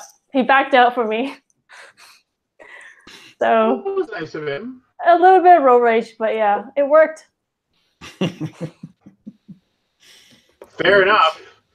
I was like, I mean, it was just one of those things where it was like, all right, fine, you win. It's like I'll wait for you, Mr. Important, and so then I waited, and yeah, there you go. If you were from the Bronx, you would have pulled in front of him on an angle, so he could not get out.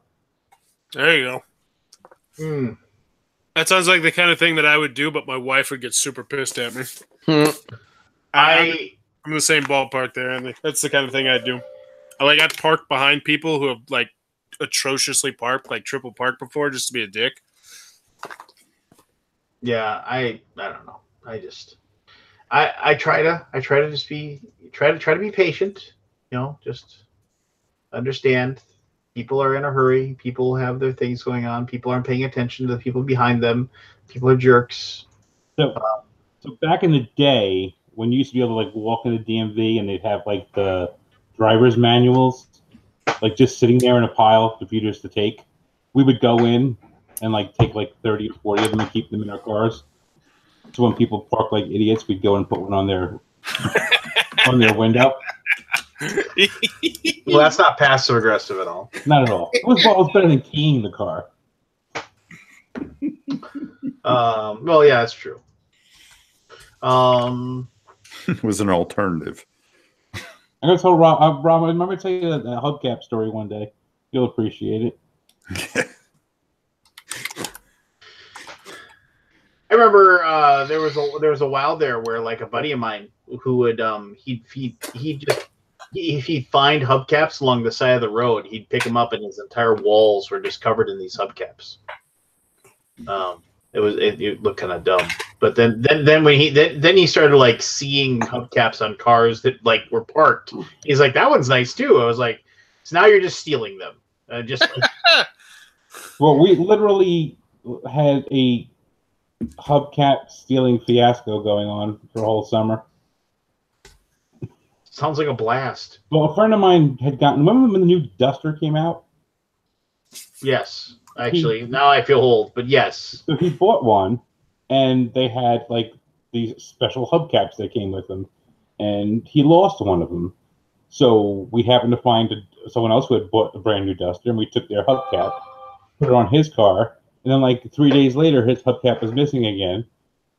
So we said, "We'll go back to that guy," and that guy had 4 again. And we figured out it was the same hubcap, and for the whole summer, we just kept passing the hubcap back and forth. We would take it, and then his friends would come take it, and then we'd take it again. Well, that was nice. And then eventually, I don't know who ended up with the hubcap. Someone ended up with all 4, or someone else came and stole someone's hubcaps. It wasn't us, but my dad said that he had a buddy who got a Volkswagen Bug, like a brand new Volkswagen Bug, and that he worked with, this teacher, and he would brag all the time about the gas mileage he was getting. Like he would record, now of course we have the electronic gas mileage counters, but this guy, he would record how many gallons he put in, and then how many miles he'd go before he had to put gas in the car. And then he'd come in and brag, "I'm getting like 27 miles to the gallon with this thing." He'd come in and brag about it all the time, and he would show everybody his starts. So my dad and another teacher started going to his tank and just started putting a little bit of gas in it every time he came to work. Like, so they put in like a gallon of gas. Every time he came to work, they put a gallon of gas into it. And so then he was coming back, "Guys, you won't believe this. I'm getting 70 miles to the gallon." They're like, "What?" He's like, "Yeah." It's like, I haven't put gas in all month. It just keeps running. This thing's amazing. And so then and they let that go for like 30 days. And then when and then after 3 days, they started taking gas. We did that to somebody too. And all of a sudden, he's like, "I'm getting 10 miles to the gallon now." What's wrong with the car? Something's wrong with my car. Alrighty. Good night, everyone. It's midnight. I got to get up early. I'll see you all next week. All right, Pete. Next week there, Peter. Look, Rado leaves. Everybody's like, "Oh, well, screw you guys. We're going to go." Last Jedi forever.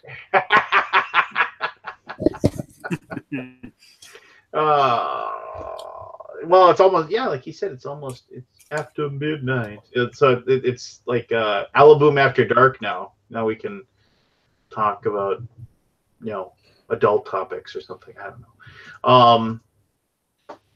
No, Rob, don't you have to work in like 2 hours or something? Yes, I was just finishing up a paint job. Show us, Rob. How does it look? I've done about 15 of these while you guys were just talking about complete nothing. And I also did get the base coats on some Massive Darkness. Then all I got to do is highlight. Bye-bye. Okay, I'm done. Good night, everybody. I'm just glad this is over. I hate it. There's just certain games I hate to paint. Blood Rage, I can't even look at. I almost become physically ill. Why is that? I've painted 41 of them so far. Jesus Christ! How many miniatures per box? Geez, I should be able to tell you because I just know the pattern of painting every single figure. I think there's there's almost like 50 figures or 60 figures in it. I'm over it. Why are you painting so many of them, Rob? Charity. Oh, gotcha. Charity. So Ray said, "Rob's painting factory." You're a factory. Well, look what I did with that game. The Folklore, we had it done in 2 days and we were ready to play it. Yeah. And then earlier this week, I painted all of Myth. You should just do all the speed painting contests at the cons. I wouldn't win. I wouldn't win. If you gave me one figure, I wouldn't know what to do.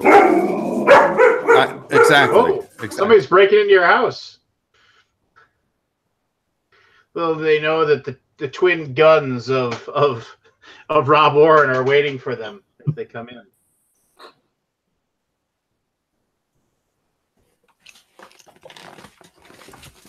What's going on? I don't think he knows he's on mute. Oh, there we go. There you Okay, go. there. If I have things where I can methodically paint them, where I have them lined up, where I can do 60 figures at once, I can do it in a day, day and a half. You give me one figure and you say, here, paint this. And it's kind of like, okay, now I got to wait for this to dry. And I don't know. That makes sense. I'm the Rain Man of painting. Gotta watch the Wapner. Gotta watch the Wapner. Need Vallejo. Need Vallejo. Oh, I gotta email that guy and CC you. Thanks for reminding me. I'll email him tomorrow. You know what I got to try, and I don't want to bore everybody with the painting stuff, but this company, the people that sent me this Cav, okay, and these figures here are having a Kickstarter on September 19th. And they also sent me some of their own paints. I think they're Reaper paints. They're really good. Have you tried those, Lance? The Reaper Master Paint stuff? Yeah. Yeah, I have some that I got a hold of somehow. I think I bought my daughter some Learn to Paint stuff, and they came with it. Mm-hmm. I have not used any of it yet, but I've heard the high density pigment stuff is really good. That's what it is. It's really good. I was blown away by it. It actually made it easier. What did I get done here? 1, 2, 3, 4, 5, 6, That's 7, quite 8, the 9, compliment 10, from you. 13, 15, 16, 17, 18, 19, 20, 30. Well, we were talking in what, 2 hours? I did 35 figures. Why don't you brag some more? Because when we do a movie, you can barely glue 4 together. Whoa. Oh, look at this. Look at this guy. Just Fired. I like it. The confrontational Alaboom tonight. I like it. I'm even giving you a little cabbage patch. That's for the imitation of me that doesn't sound like me. oh no, except for Doesn't sound Rado, like him thought at it all. was you when I did. Yeah. Lance, Rado's does not never sound seen like me. anything I've done. Lance, it sounds nothing like me. Yeah. Yeah, It is. it sounds nothing like me. I'm a lot more energetic than this. Yeah. No. Hey, let me know when you send the thing by squirrel mail, and then if you're sending that movie, then you need to. I thought you were going to get it from Amazon. Well, no, you said you had a copy. What? Make up your mind, sir. If I have to You get it from said- Amazon, I will. But I mean, you need to tell me whether or not I have to or not. You said I You have said- a copy. I'll You send said, it to never you." mind, it's only $12 on Amazon. Those were your exact words. I don't think that's what. Can I make a I request have it on for, video. for miniatures in the movie? Sure. Yes, Do you guys do Suicide Kings? we could do Suicide Kings. I just watched it again this weekend. It's so good, that movie. Suicide Kings? You never seen Suicide Kings? I don't think I have. And that's unusual because I have everything. Hey, Sheldon, you are the man. No, it's the premise is You know what these that are? what? Stingray. Yes. Yeah. The premise is that Christopher Walken is a semi-retired mob boss, Oh, okay. and Dennis Leary is his like bodyguard / conciliary kind of person, driver, and Don't like touch any of the buttons. yeah. So they end up out.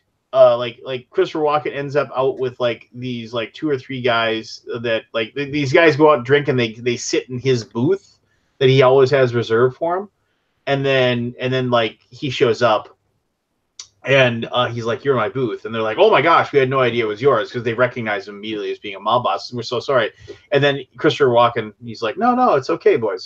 Sit down, relax. It's like and he buys him a drink, and they all kind of sit there, and then they ask him, "You should come out and hang out with us," and he's like, yeah, let's do it. Night out with the boys. And so then he goes out. But here's the deal. They actually had set him up, and they actually kidnap him because they want to ransom him. I thought we were playing poker, not kidnapping Don Corleone. No. Yeah. No, it was it's a very good movie, and it has some twists and turns and some what have yous. So The what We have can you do that. is a good part. yes, the what have yous are a big part. But yeah, it's a good flim, as they say. But there's that then. I've got a question. Okay. So I shared this email actually with the Alaboom and the personal group about the noodle game from Bananagrams and how they came out and said Bananagram. They said we don't want anyone posting any more media content about the game because the packaging has been deemed like culturally inappropriate. Right? They'd gotten some complaints about it, and I was just curious, like, is it just me, or is it just someone got a stick up there? So I'm spinning this around. So we got pandas, you know, they're playing the game right there, and then it's just kids on the back also playing the game, but dressed as like black belts or whatever. So is this just PC, or is this actually something that I'm missing here? I'm curious as to what everybody else's thoughts are on that. What's the argument? They did not go into detail. They just said, I think the exact words were like culturally insensitive. But that's a noodle box. Yes, it's a noodle box. And it's called the noodle game. Yep. That's my line of thinking there. And someone had a problem with it, and so they are, they're not wanting. Maybe it's the artwork, not the packaging. Is it the artwork or the packaging? But the thing is, they didn't say if it's the artwork of the pandas or the picture on the back of children. Of the kids. Yeah, that's what I'm trying to figure out if either of them warrants, pulling media content for it. Is it just me? Because I find nothing about this offensive. I think it's a good box art. I think it would draw you into the game, even though it's a crappy game. Maybe that's the problem. It's drawing people into a crappy game. I don't think Bananagrams cares about that.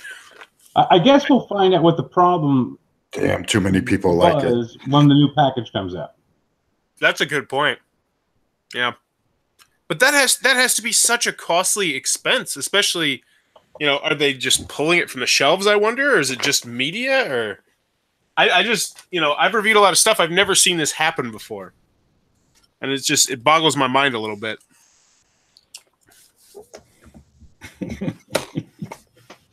There are a lot of sensitive people in the world.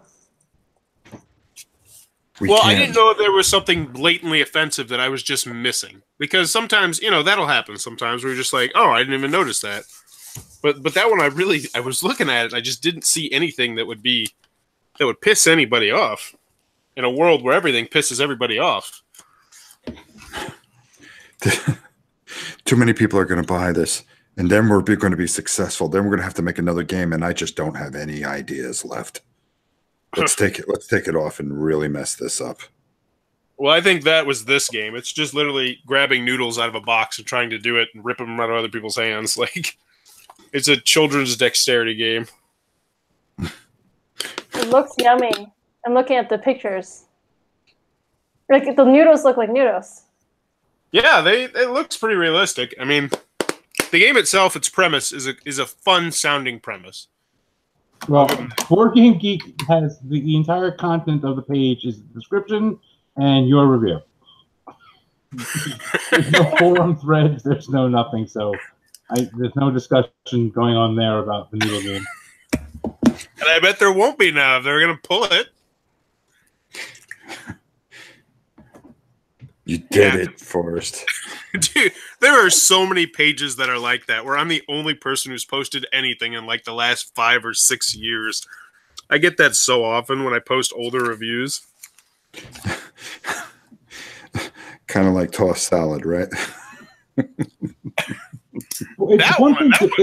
It's one thing to post get nothing. You're the only thing that's current. This has literally nothing else mentioned. A lot of buzz. Just not there. Forrest gives it 4 stars. No, I trashed that game. That game made me so mad. It disappointed all the kids in my class. That's what annoys me most, is when I bring a game in and the kids are super excited and I'm super excited, and then we play it and we're all like, oh, this sucks. Okay, hold on. Like if you have a bunch of 8-year-olds who don't think your game's very good when it's a game designed for 8-year-olds, that's a problem because most of the time they like everything. Like they will play and enjoy just about everything. With the kids, yeah. It was made by a 42-year-old guy. Didn't play test it with the kids. Didn't. There is no designer on this box. Okay, so here's the petition on change.org. Ask stores to remove the noodle game from shelves. Are you serious? Yeah. Wow. Call for non-racist package design. This was started by a lady named J.S. Lee. Oh my god. Can you post the link? Let me read. Hold on. I'm reading off my phone.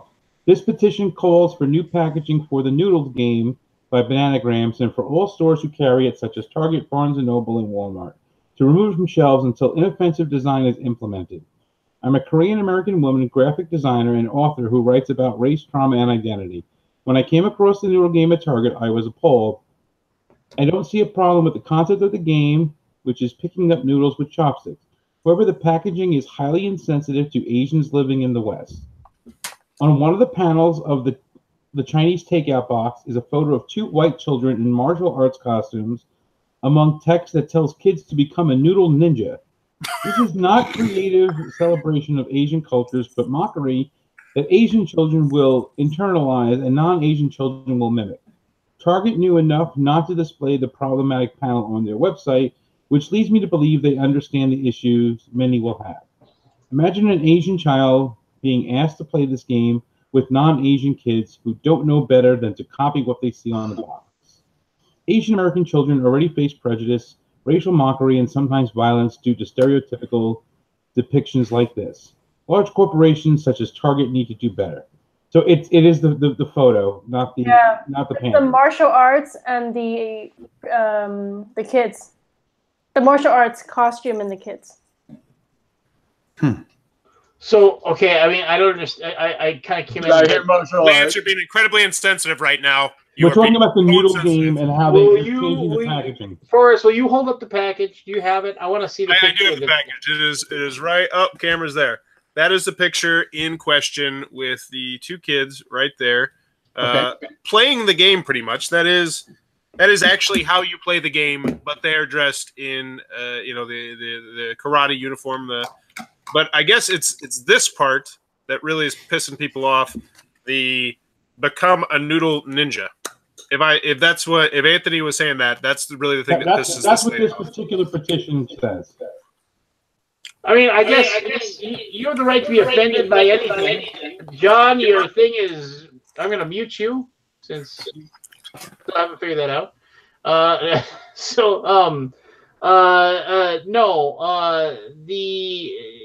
have the right to be offended by whatever, but I mean, maybe I'm not Korean, so I don't know. If they said that those 2 kids were Taekwondo students, would it matter? I mean, because they basically wearing what my kids wear when they go to Taekwondo. So I don't know. That makes me feel weird.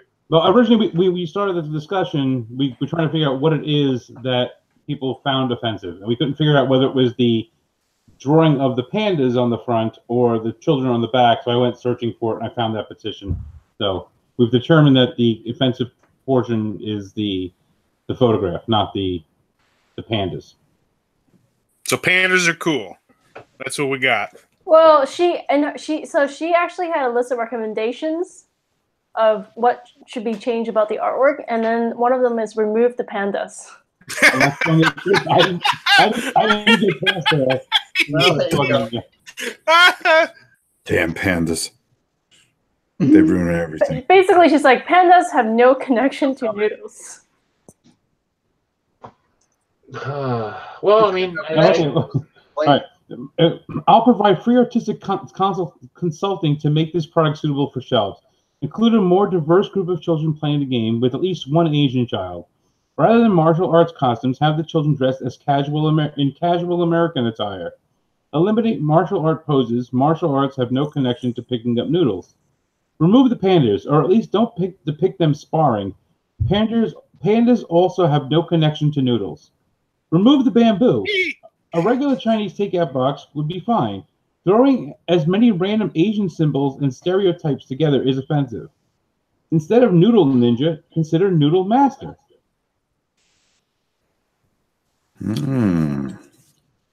Noodle Master. Pandas have no connection to noodles. I understand that. I just love how Rob said Noodle Master in a slightly sexual tone. It felt sexual. Maybe it was just me, but it was Noodle Master. Noodle Master. So, hey, since I'm gonna just say this. Since this is Alaboom After Dark. So my daughter said, well, "What's it?" My daughter is 11. She's gonna be 12, obviously. She said, "What's?" She's like, "What's a?" She had read all of her books. She got through all of the Reckoner's books.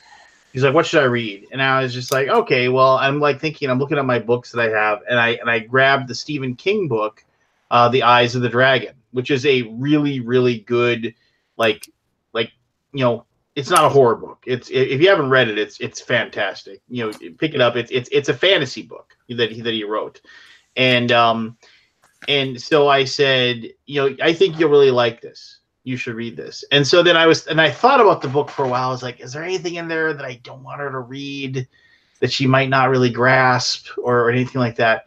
And I knew there was some mature conversations or whatever. Like there's the talking about like the king impregnating. Goblin orgy. No. There's like a thing where like they talk about how like the king, like they tell a story about how the king killed a dragon, and then the person that slays the dragon, they serve his heart, the dragon's heart, to him, and he ate it. And like normally, like the king would need like a potion to get himself like available for his wife, the queen. But that was the night that like he was able to consummate their marriage or whatever without the use of any potion or anything like that. And so I knew there was some marriage. Yeah, I knew there was some adult situations in it, but I also know that we've been very open with our daughter about sexuality and things like that. So she knew the answers to anything that was going to be on there. So I was like, I think this will be okay, and because it's a really good book. And today we were like, we were coming home from my son's soccer game, and we were sitting there, and she had the book with her, and she was reading it, and because she just reads all the time, and she was just reading it in the stands while the rest of us were paying attention to her brother. And as we're going back, she's like just sitting there talking to me, and she's like got my hand in her hand, we're talking or whatever, and then she's like, "Dad, what does the word flaccid mean?" And I was just like, just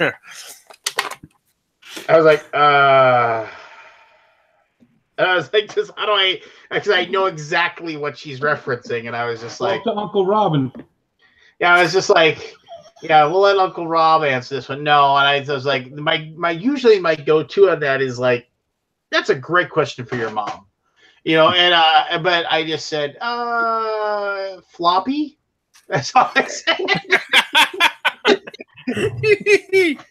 And then and then she was like, "Oh, I thought it meant something like small or something." I was like, could be. All right, we're home now. Let's go inside the house. Oh, flaccid, that means beer night. Oh, Alaboom After Dark, everybody.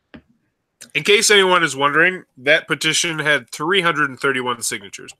Whoa. And the company came out and apologized and said they were immediately removing it from shelves and discontinuing that packaging. Well, there may have been more than one petition. That was 6 days ago.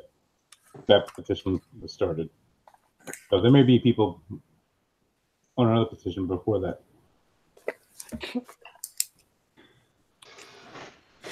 People have the right to be offended by things, right? So I mean, I guess so. I'm the guy, like, I'm not very easily offended. Like, I teach martial arts for a living to a bunch of white kids who wear those costumes in the West, like, and they would think that game is great. Well, like, here's the thing. And I'm in Los Angeles. Like, nothing to do with noodles, though. Who cares? But the fact that it has nothing to do with noodles is like all the more reason to not be offended. It's like if somebody put a picture of a Canon printer on the back. It's like, oh my gosh, this offends me because Canon printers have nothing to do with noodles. Who cares? Who cares? Like, who cares? Just stop. People want to be offended. 331 signatures is, I mean, it's not, that's not reason to pull. Yes. I did Noodles look and through her printers. Twitter. By the And way, she seems if like you the kind of Google person that- noodle ninja, you'll come up with like hundreds of different options. There's people who use pool noodle ninja things, and it's like warm up exercises and stuff. Like noodle ninja is not a phrase that's never been used before. Like, it's just silly. People like to get their panties in a twist just because. Well, her Twitter, I was looking through it, and it's like nothing personal or like how, like, oh, look at this or how much fun I'm having. It's all, for the most part, pretty much just either bringing to light inequalities or things like that, which is all I'll say about her Twitter. But that's pretty much what it looks like the whole thing is. It's not like, oh, I went to the park today and it was super fun. It's all like, oh, I had trouble picking costumes when I was in Halloween because all the characters are white or stuff like that. Sure. I mean, in the petition thing, it says she's an author who writes about race, trauma, and identity. I think it's her thing, but which is not a bad thing. But there's such a thing as being too sensitive. But trauma, if she's experienced trauma, then maybe she's become too sensitive, and then you can rage a debate as to whether or not what side of qualified any person is to help a cause. I mean, there's some people who argue for a cause that's a good cause, but they do it in a way that like almost makes it worse sometimes. You know what I mean? So, whatever. You just need to think about the children who are never going to get to play this game now because it's probably going to get pulled from the shelves and never make a return. Well, you did say it wasn't very good. Oh yeah, it's not like someone didn't plan the game out. It feels like the kind of thing that wasn't play tested.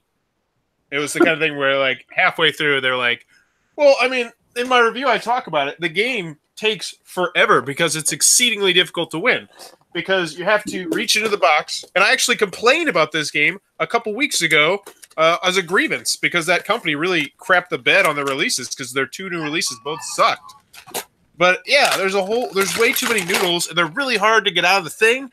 And then the whole point of the game is everyone else at the table is trying to rip the noodles out of your hand before you can put them on your plate. And so it just never ends because everybody's just like in your face, just beep, beep, beep, beep. Just a bad game. What do they do there, Forrest? Your face, beebity-beebity-boo? What the? Well, that's what you do. You take the chopsticks and you're trying to stop them from getting the noodle on their plate. So you have 3 hands just in your face trying to take the noodle away and just knock it away because if the noodle touches the table, then you're immediately... Are you allowed to poke other players in like the throat and the eye and stuff? I don't see why not. It doesn't say it in the rules. Well, that's rules do not ninja. clarify. Night, Rob. There's violence. Legit. Night, Forrest. Good night, guys. Hey, Rob. Good night. We gotta talk about when we're gonna do our thing then. Okay, So- I'll call you tomorrow. Well, what time? When are you gonna call? You're an hour behind me, right? Yeah. So anytime before that. Well, you tried to call me the other day, and I called you back, and you didn't answer. You called me. I was in the middle of a meeting with the general. Excuse me, General. This is the undead Viking. I have to take this. Rob, let me give you a bit of advice. Call him as you're going into something, either picking up food, dropping off children. That's when Lance calls me all the time. So basically, just have it. Hey, Just how's it going? Yeah, hang on a minute. Can I get a number 4? Large Dr. Pepper. Yeah, that's it. Yeah, there you go. I'll give you a call. Your time, 3 o'clock. I'll be picking up my son. That's bad for me. Okay, 2 o'clock. Better. Okay. Call him at 3. Call him at 2:55, and then you can call him. He's about to pick up his son. Oh, I'm gonna call him. All right. It's Hey, just Rob, live. do me a favor. Since you love the Yes. King's Armory, tomorrow when you call Lance, can you tell him to send me his freaking copy of the game so him and Forrest can review it? Yes. I mean, You haven't reviewed King's Armory, which is probably one of the greatest games ever made. I reviewed it. Oh, I reviewed it too. But we're doing our second edition, so. Oh, you're doing a second? Come on, Yeah. dude. I share your opinion, Rob. I gave it a very, very good review. I love that game. I Super hard to get to the absolutely table, love but- that game. Tina, It's when you the- come, we're definitely going to play King's Armory. You got it. We'll We've play it talked live. about it so much. Yeah, gotta try it. Yep. You'll love it. It's a masterpiece. I even made towers for it too. Instead of the paper towers. Towers. What, All is, right. is that a Chicago Blackhawks hat you're wearing? No, it's Manchester United. Oh, okay. I was going to say we can't be friends for like a half second. Don't worry, No. that in areas in England can get. I'm a shamed. Toronto Maple Leaf fan. The Chicago hockey team is the hockey team that you can't say their team name fast. You have to go Chicago Black Hawks. Blackhawks. Anyway, move forward. Alaboom After Dark. Alaboom After Dark. Woo! Yeah. Guys, I'm gonna hop off as well. I'm starving. I'm gonna grab something to eat. All right. Good night, guys. Tina, thank you for Good night, Rob. being a Good night, voice Tina. of purity Hi, and light. Nice to meet you. Nice to meet y'all. Night. All right, good Night. night.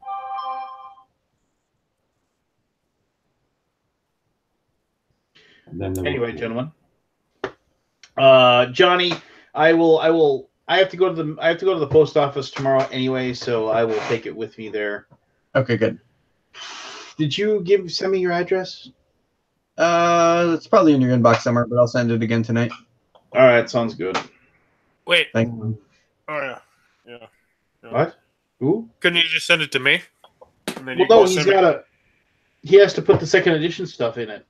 Oh, yeah, good point. Yeah. Trying to save some money. I don't have any copies left. What? I don't have any copies left. Like I don't Well, have. they all they either burned up or got water damage, right? Or sold. sold. Yeah, I was gonna say. Or sold. Well, the last remaining ones that were sitting in your in-laws' house or whatever. Yep, that was the whole last stock. Some of those didn't. Some of those made it to Gen Con again this year, and at Gen Con this year we officially sold out of the special edition. So it was officially gone in all regards. It's pretty cool. How did that make you feel? It was really exciting. It was really mixed emotions though. I was sad to give the last one away. It was cool. The last 5 people all asked me to sign it, so it made me feel better about going to a good home, that people were really interested in them. But yeah, it was weird. It was legitimately mixed emotions. I was like, this is so cool, but I don't have any more now. Well, have you had any reviews on it? Because I know it's the kind of game where if you're going to review it, I mean, it's a beast to play a couple times. So I imagine a lot of people that were planning on reviewing it even just didn't because of the time length. But have you had any negative reviews on it? I have a bunch. I got a bunch of decent reviews. Rado reviewed it twice. He enjoyed it so much. And then, or Richard, as he is around here. Yeah, Lance did it twice actually. Obviously, you did it. I had a couple others too. Rob reviewed it like 4 times. He posts live streams of it. It's legitimately one of his favorite games ever. And then, which is really cool. But I definitely had a bunch of copies I sent out that never got done. No, I meant, did you get any negative reviews? Oh, negative. The only negative review that I apologize, I must not have heard your question. The only negative review that I got, obviously a lot of people, everybody says this is an awesome game. We really enjoy it. It's pretty long, so it's hard to get to the table. Blah blah blah. But I mean, I designed it that way kind of on purpose, so I'm not upset by that. The only negative review I had, I was actually really frustrated by it because I mean, I can take negative criticism. I'm not super easily offended, and I love feedback. But there was like a 5-minute ripping the game apart. We didn't like this, we didn't like this, and then this took too long, and then you had to do math, and there's all these tokens, and there's like 7 million pieces, and you got to build your own map, and they complained about like everything, and it's forever, and it takes so long, and after like 5 minutes of just tearing it apart, they're like, but we only really like lightweight games that play in like 15 minutes or less, like Exploding Kittens. And I was like, then why'd you review it? Then why'd you review it? It says 3 to 5 hours on the box, man. You know what? I was upset by that. Like, it wasn't a game they should have touched then. You know what I mean? Well, here's the thing. As a reviewer, I can give them some slack because I review a lot of stuff that I don't like. Abstract strategy games are not for me, but I still review them on the off chance it'll be like, this is amazing. And my subscribers, they'll be like, wow, he's saying this amazing when normally he says everything is good.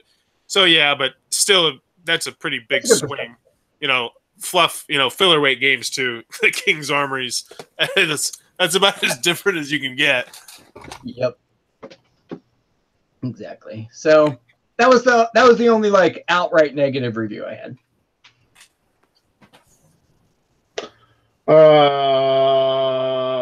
Sure.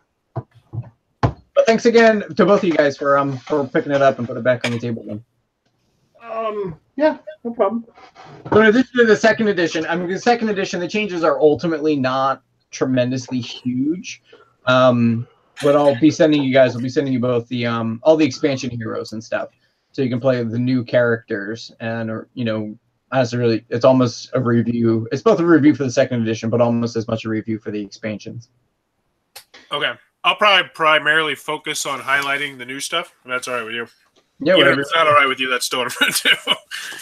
No, yeah, I mean, do that. I mean, I think it's more interesting too. I mean, because you will inevitably have to comment on the core game to get to the expansion, blah blah blah. You know what I mean? So, Anthony, how's the Hexagram Studios coming along? Very well. Yeah. Yeah. Do you need some cool dice there? Do I need some cool dice? Yeah, maybe John can get some cool dice for your I game. don't have any dice in my games. Oh. If you need a Kickstarter video, Anthony, let me know. Because I can definitely do one for you if you want. You do Kickstarter videos? I try not to. At this point, I say I charge $200 just so no one takes me up on it. So I don't do too many unless it's for like somebody I know, like where it's just like a personal kind of thing, like for the King's Armory. Anthony, why don't you hire Forrest and give him his job in the industry that he's looking for? Oh, I see what you mean by Kickstarter video. You mean like a review at the Kickstarter level? I mean, doing a Kickstarter video, like a review or preview. Like when people say, hey, I got this game coming up, I normally say $200 because I hate doing Kickstarter videos at this point. Oh, sure. Yeah. I probably could afford it for us. Yeah. No, it's good to have the gateway pricing up there. It makes a lot of sense.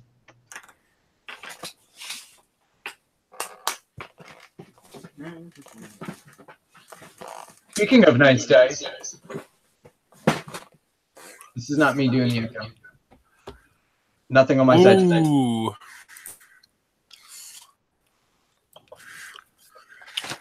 It's echoing. Well, I hear it on my side. So speaking of nice dice, there's the new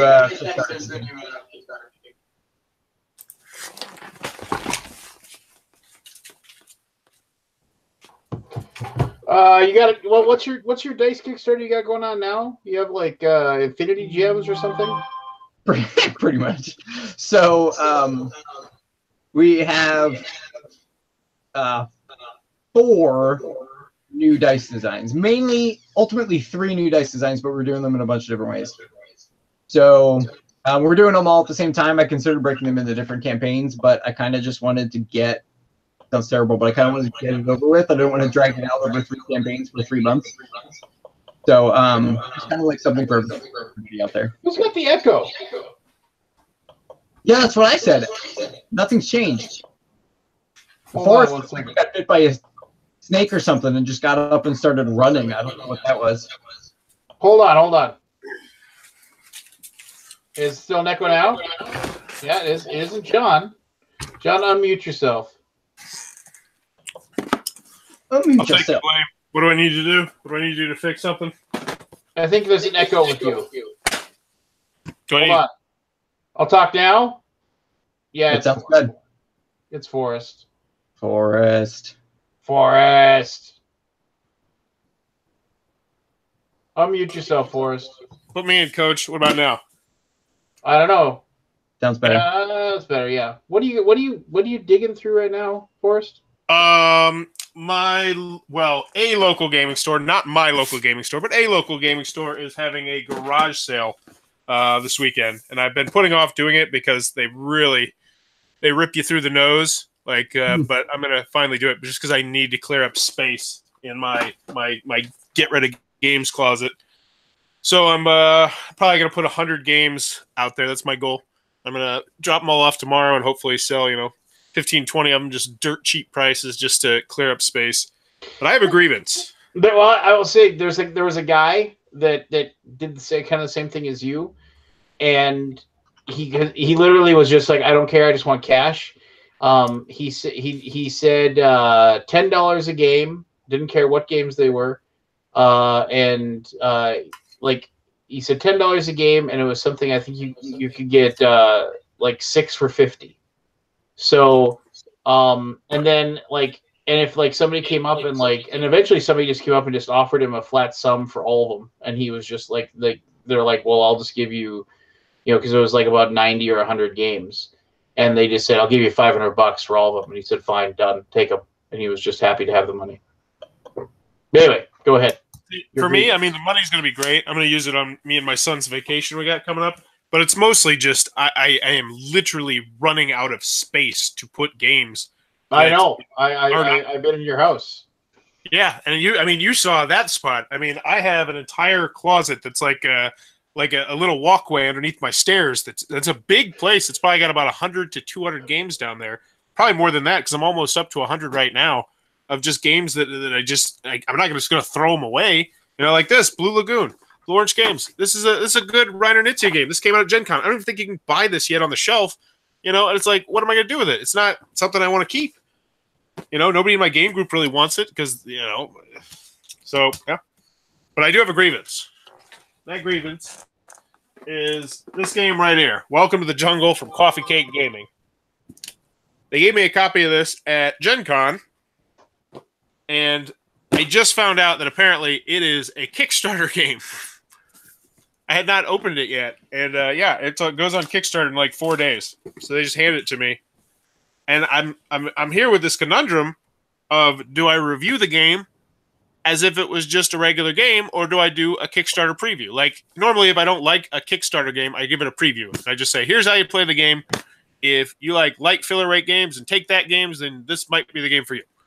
But with this game, since there was no context of it being a Kickstarter game, should I review it as a normal game, irregardless? I don't know what to do. I'm debating on what to do. It sounds like you don't like it.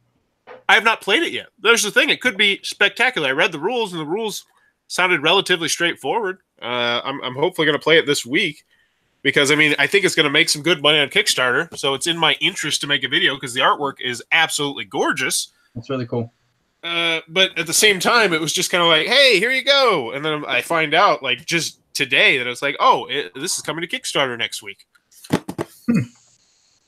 So, contact them and say, hey, I just realized this is a Kickstarter game. For Kickstarter games, I charge $200 for a preview. I'd be happy to send you your game back, priority mail, so you get it immediately to use at a different reviewer, or you could pay the $200. I'll cut you a break. I'll do $150 since there was confusion and it's last minute.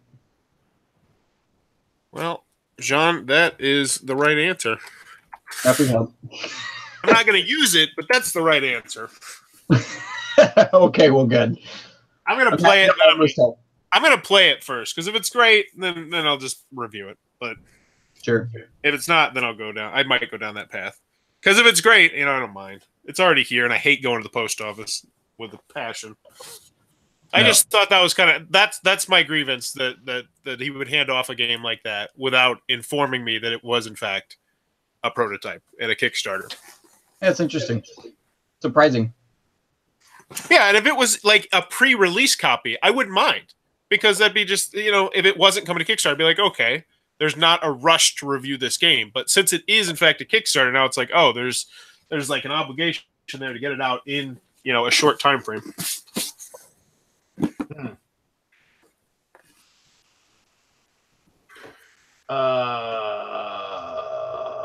Yeah, there you go.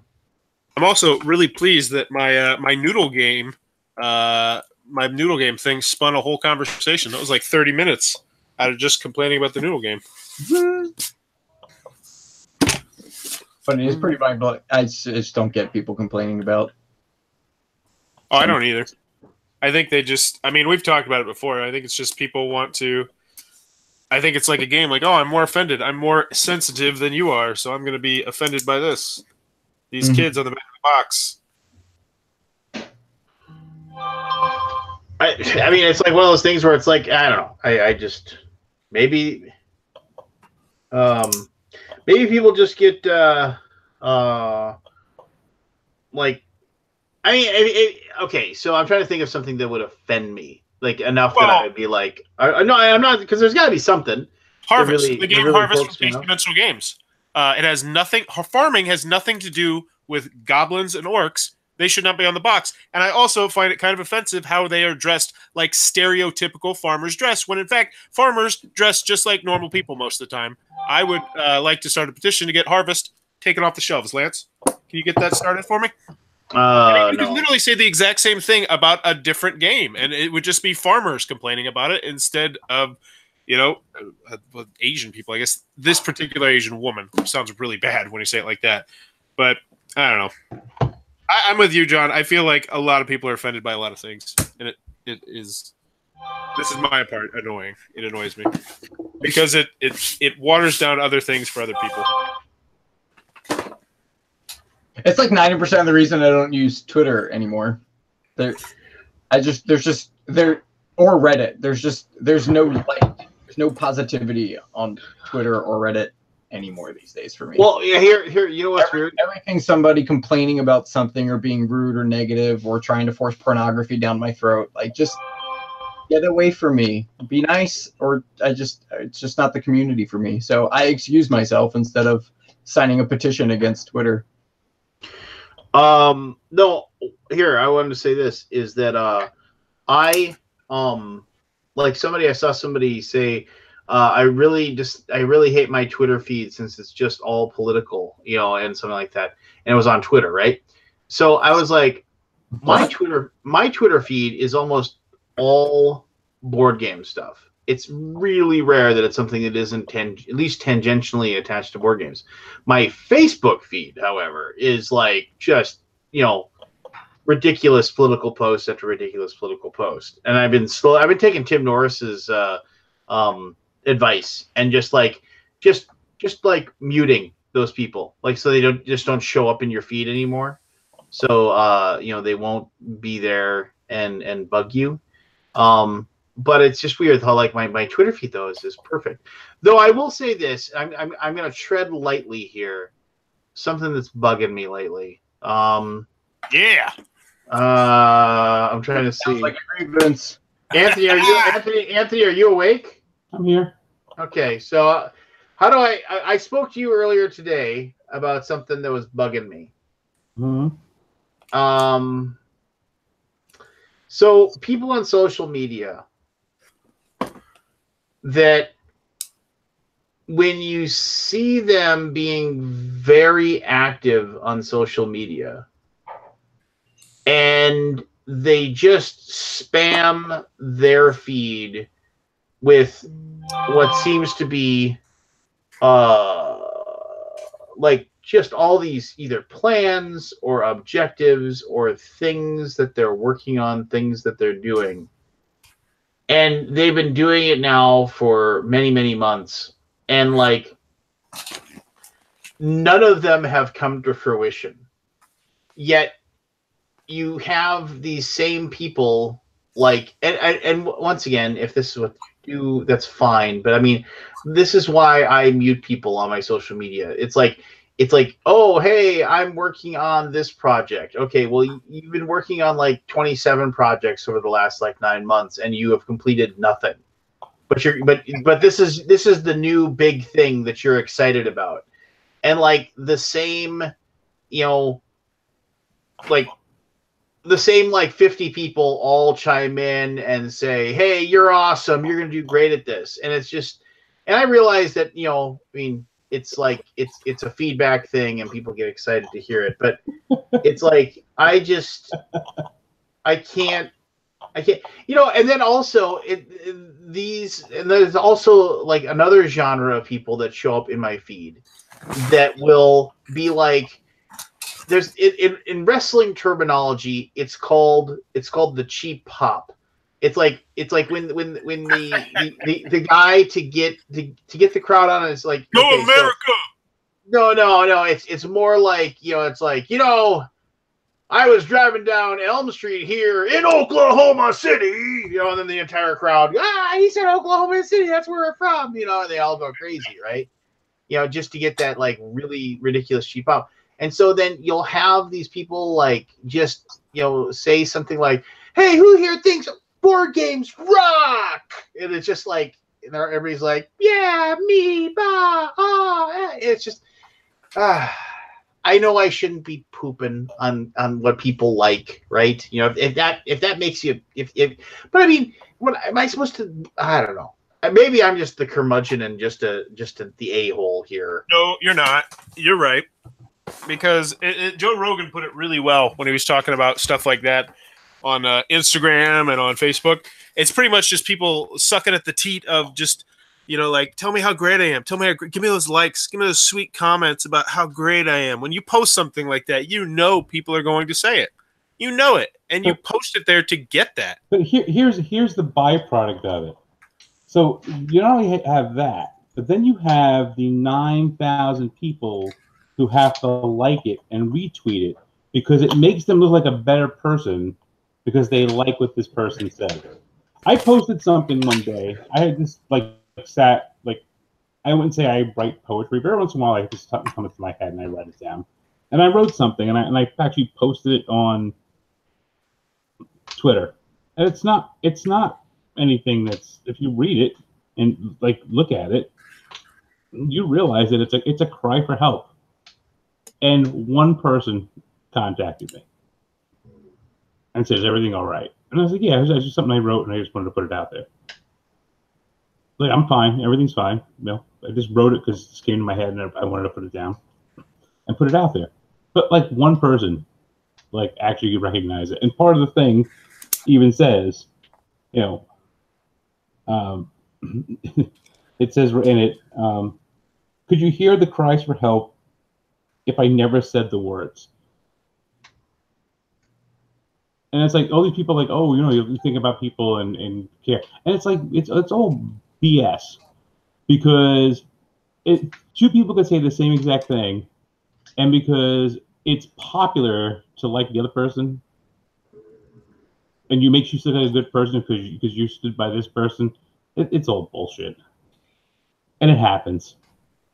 You'll see people say something that's very profound or whatever, and maybe 3 people, 5 people, 10 people, a dozen people like it. And someone will say something like, "Oh, board game's great," and then like 97 likes. And then not only that, you have the people responding back, "Yeah, you're great too." I love that voice. I love that voice so much.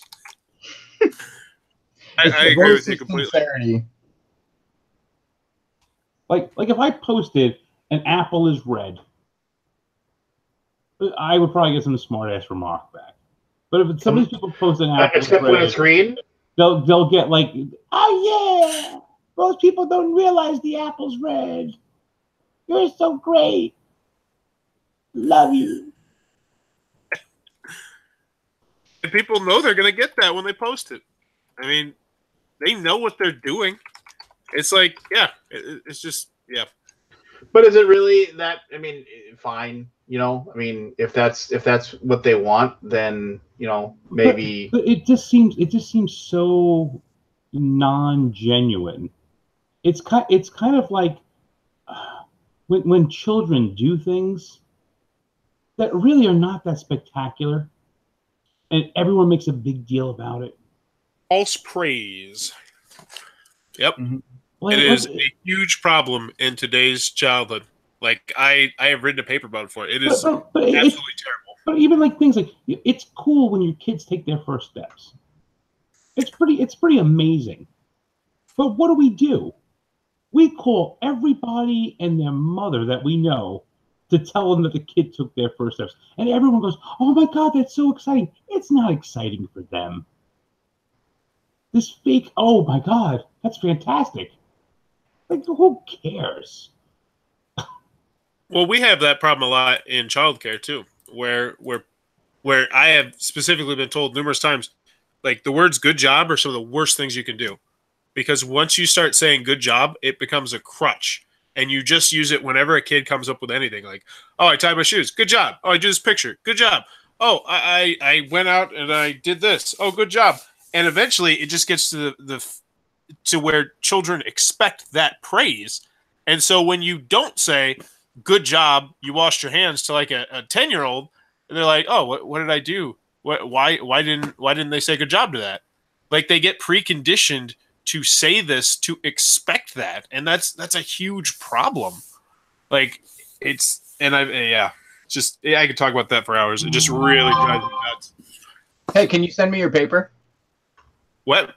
Can you send me the paper? I wrote that long ago. Okay. I can look through my schoolwork files. I'm just going to read it and send it back to you and write "good job" on top of it. Come on. No, I mean, I started college when I was 19 years old, and I graduated last year. So it probably is lost in the annals, but I can look through my schoolwork folder I got. Congratulations. It's lost in the annals.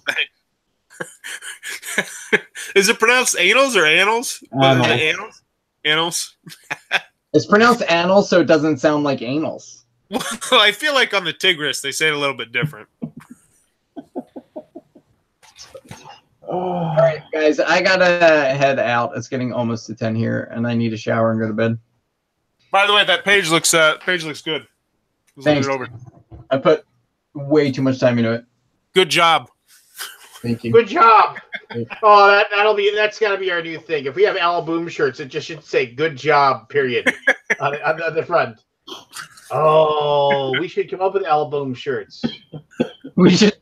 We have jerseys. Why do we need shirts? For our tens of fans to own Alaboom shirts. Dude, we'll make so much money selling all 9 shirts. It isn't to make money. The front of the shirt will say "good job," and the back will say "what?" Awesome. All right, good night, kids. Check out the dice thing. You check out the dice thing. I did. I check it out like 9 times a day.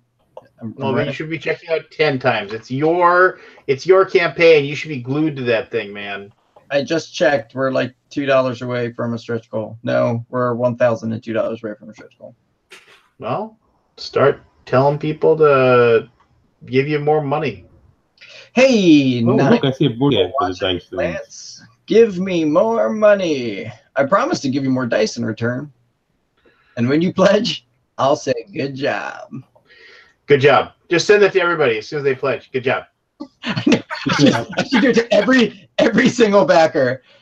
Not thank you for backing. Individual emails that say good job backing. And then no, not even good job backing. Just be like, didn't I do good job? All lowercase with the period. Good job. And then when they start backing other people's campaigns and they're not told good job, they'll think that they've done something wrong. See, I like the way I like the cut of your jib there. You're doing a good jorb. Good jorb. Yes. Why are there so many syllables in that? Lance, I'm glad you got that reference. That makes me happy. All right, I love you guys. Sorry I got to run. Take it easy. Later. Adios. All right, let's go to bed. It's late. Ooh. Is that an invitation? He's the noodle master.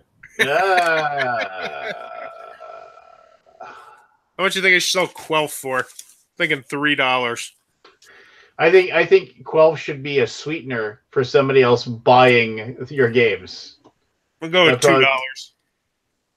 See, here's the deal, and you can believe me or not, but here's the thing about this is that it's more of like if you're going to be trying to sell this stuff, like don't go into it with like, oh, I'm going to set a price. Don't even put prices on it. Just say, just say $10. No, you don't. No, like literally, the rules are you have to have the price and the number and your initials on it. Like, it's not like I could just put make an offer or something. Well, then you know what you should be doing? You should be going through and, like, if it's a small box game, say $5. If it's a bigger box game, if it's $10. If it's something like, and then if it's something special, go ahead and make it 20 or whatever. And if it's something like Quelf, just put $1, just because you don't want it anymore. And if somebody gives you $3, I'll give you $3 for probe. Yeah, so if somebody gives you $1 for it, then you're good, right? Then you got it, and it's like you've got the money. And what about the 50 Shades of Grey party game? This is actually a pretty good game. I'm not gonna lie, it's actually kind of fun. We should play. Oh my god, this would be a great game to play on the Alaboom. I kid you not. We play this one week. It's actually a good game. I had a lot of fun with it. You pretty much just we would pretty much just be naming who's the most likely to do something on the Alaboom. Like, which tipsy friend would be most likely to phone someone they wanted to have an affair with in the Alaboom? Like, it's just that. But, like, half the game is this non-disclosure agreement where you literally, it's just sheets of paper that are you're signing that are you won't talk about what happened in the game. It's actually kind of fun. That's definitely a $2 one. I want at least $2 for that. Superb. All right. Good night, everybody. Thanks for watching. Thanks.